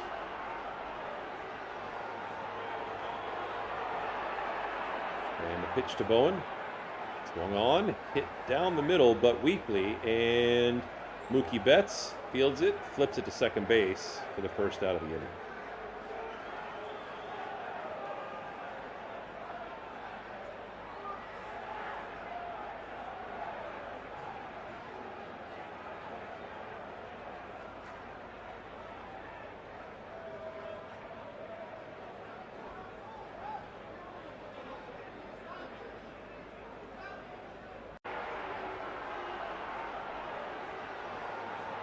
That brings up Andujar, who's batting in the 7th spot. And Jack Dreyer starts with a ball to Andujar.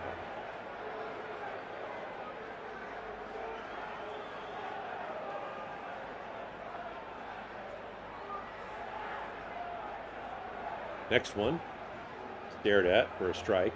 That's 1-1.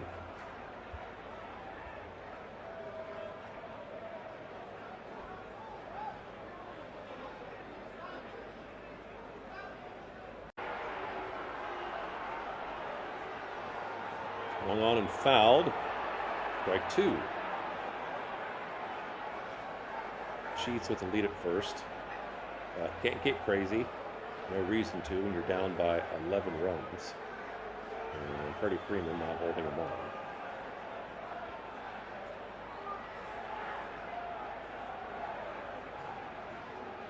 Pitch fouled off, and the count remains 1-2.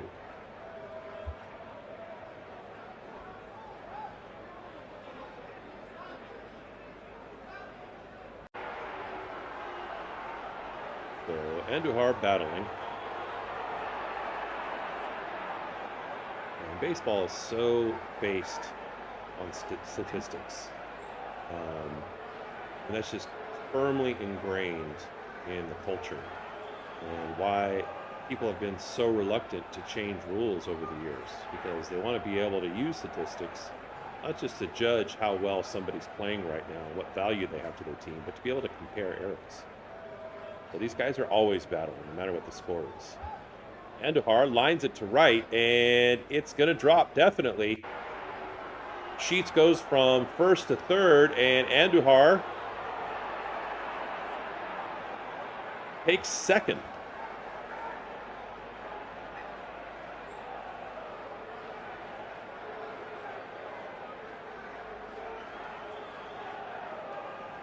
Landed about 5 feet short of the warning track and then rolled into the corner.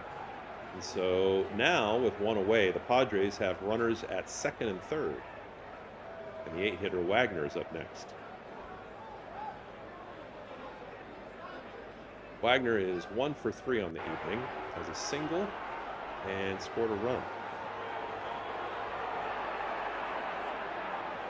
And with a lefty up, you can see how far over the Dodgers have shifted. And Mookie's almost right behind second base. And Freddie has nobody to hold on. So they're playing to be able to try, excuse me, field easily anything hit to the right side and maybe make the play at home plate if it looks like the Padres are going to try to score.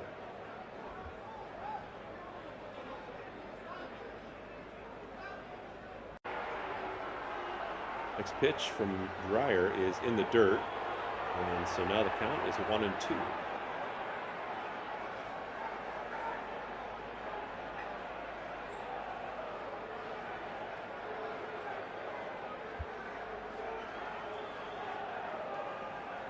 Wagner trying to do some damage. And patiently looks at a near miss for ball 2, 2-2.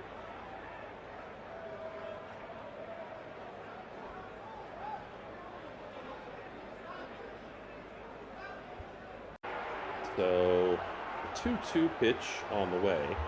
And Wagner check swing. And an accidental fly ball right to Max Muncy. Doesn't even have to move to make the play. There's a semi-swing, semi-protective instinct from Wagner. The result is just a weak pop-out to third base, and there's 2 away.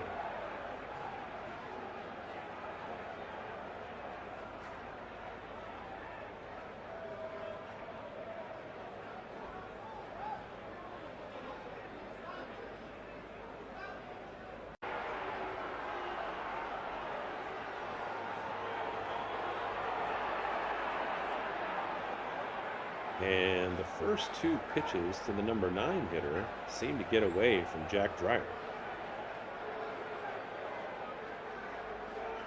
And starts this at bat at 2-0.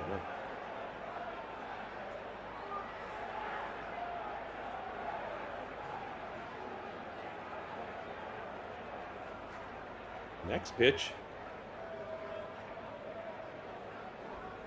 Misses in the same spot. 3-0.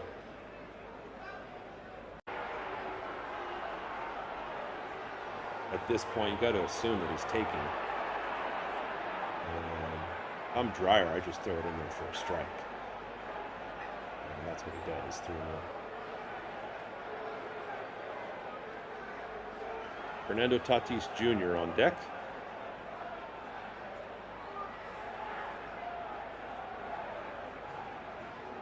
And the next pitch swung on and fouled. And now the count is full, 3-2.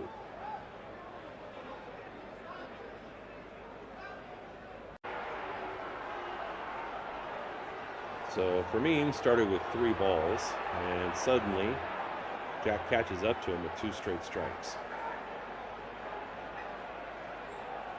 And the pitch looked at for strike 3. And the Padres are down to their final 3 outs.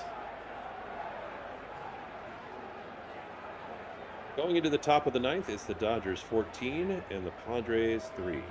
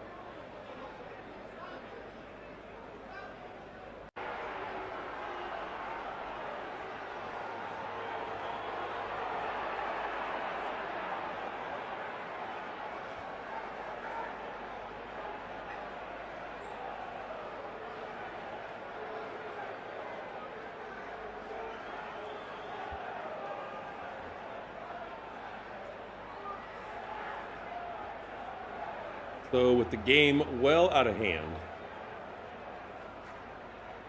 Padres bring in a position player, Adolfo Duran. And it's going to be kind of like taking, oh my gosh, definitely like taking BP for the Dodgers. This is a dream. I mean, he's just almost lobbing it in there. Be difficult. So we'll see how this plays out for Duran versus Freeland. And he just swings at the cheese, grounds it to second, and suddenly the Padres have one away on the Dodgers.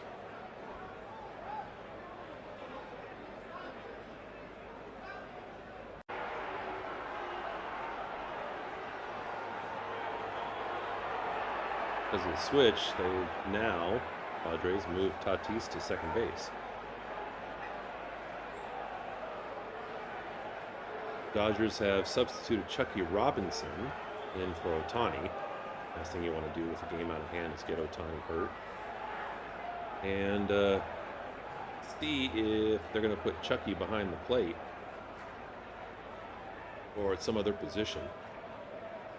But, I mean, it'd be good for Chucky to get a hit here because he's somebody that's really struggled.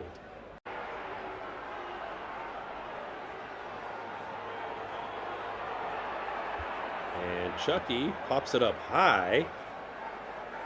And the first two hitters can't even get the ball out of the infield against a BP pitcher.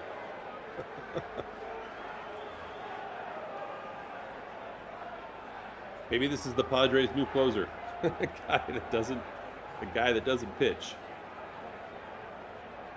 That brings up Andy Pages. And Duran, I mean, he's just lobbing it in there right now.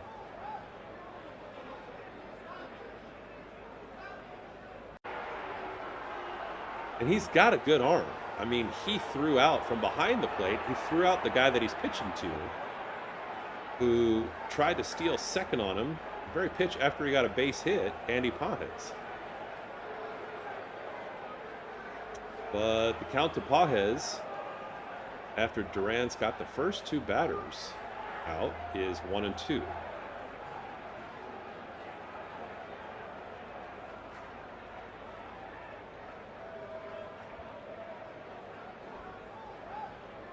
So the pitch swung on, hit deep by Pages, and it's going to bounce off the wall, and he's going to have a stand-up double.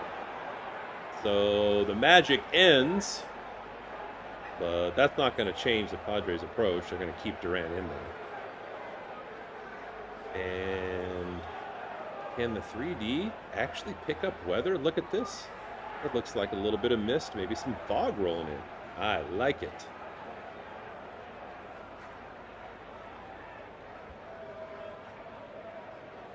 So, Duran's still on the mound. And he's going to be throwing to Ward, who gets subbed in. And Ward just attacks it, hits it to right field, and he gets an RBI single for his pinch at bat. So just like that, the Dodgers score another run against their catcher of the Padres. And now the score is 15-3, and Alex Call's coming up. Another Dodger hitter, hoping to pad his stats against a guy who's just letting them hit the ball.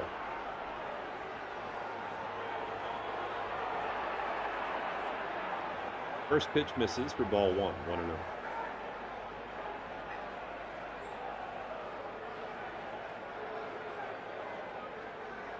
Second one also misses. 2-0 call.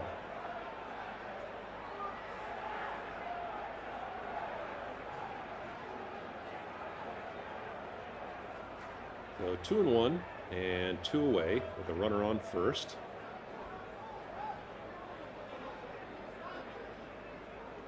And after swinging at the last pitch, Call fouls the ball off his foot.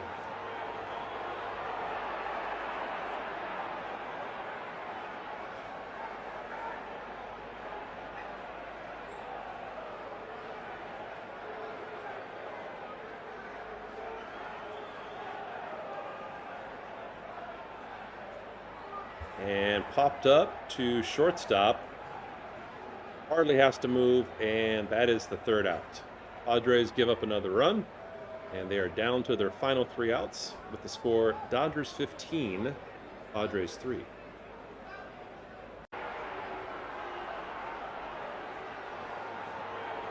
Thanks for joining us tonight. Appreciate it if you'd like and subscribe and help us get this channel going. Brand new channel designed to support LA sports teams, but also help those fans that, in my opinion, unfairly get blocked from seeing their own home teams, especially when they're playing a top tier team like the Dodgers.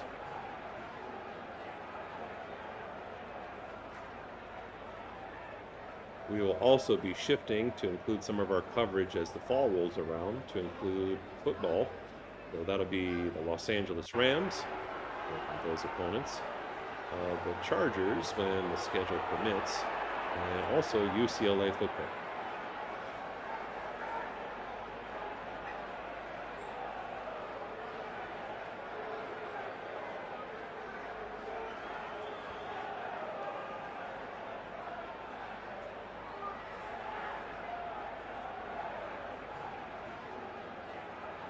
So the Padres have pretty much effectively quit on this game. And see if they make any subs to pinch hit for these last 3 outs.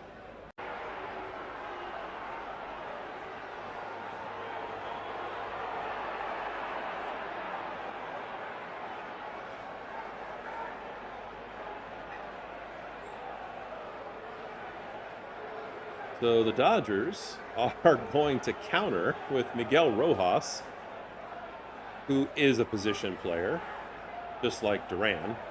But Miguel doesn't catch. Miguel will play pretty much whatever Dave Roberts wants him to do, even though he's a veteran. He's a winner. And unlike Duran, Miguel has been in this position a handful of times. Anytime the game's out of hand like this, Rojas will come in. And he'll probably do a better job. Oh my gosh, this first one. Oh, I have to get down here and try to zoom in a little bit. This was absolute cheese. Watch this pitch. He just lobs it. He lobs it in there. Like it's... He lobbed it in there. Tati still missed. It was like a father pitching to his 7-year-old son. There was so much cheese under that ball. It was hilarious.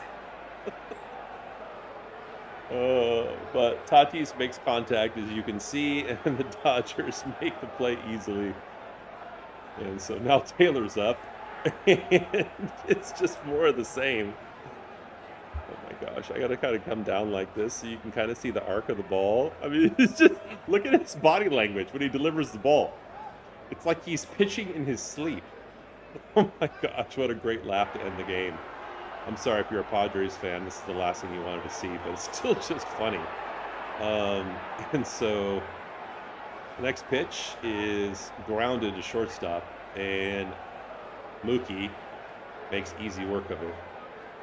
Now the Padres are down to their last hitter, Jackson Merrill. And this almost looks like the home run contest at the All-Star game, but the pitcher is even worse. And Merrill makes contact and flies it deep to left, but an easy play to end the game. So 1, 2, 3 from Rojas. I don't know if you would say that's evidence of more experience from him. But that'll do it for tonight. So the Dodgers even up this 3-game series. Each of them clear, you'd even say dominant victory for each team. And we'll see what happens tomorrow. Tomorrow's first pitch is right around 1 p.m. But the Dodgers level it tonight, primarily because of a 9-run inning, blowing the game wide open. And so that'll be it for us. So thanks very much for joining us at LA Press Box, and we'll see you next time, guys.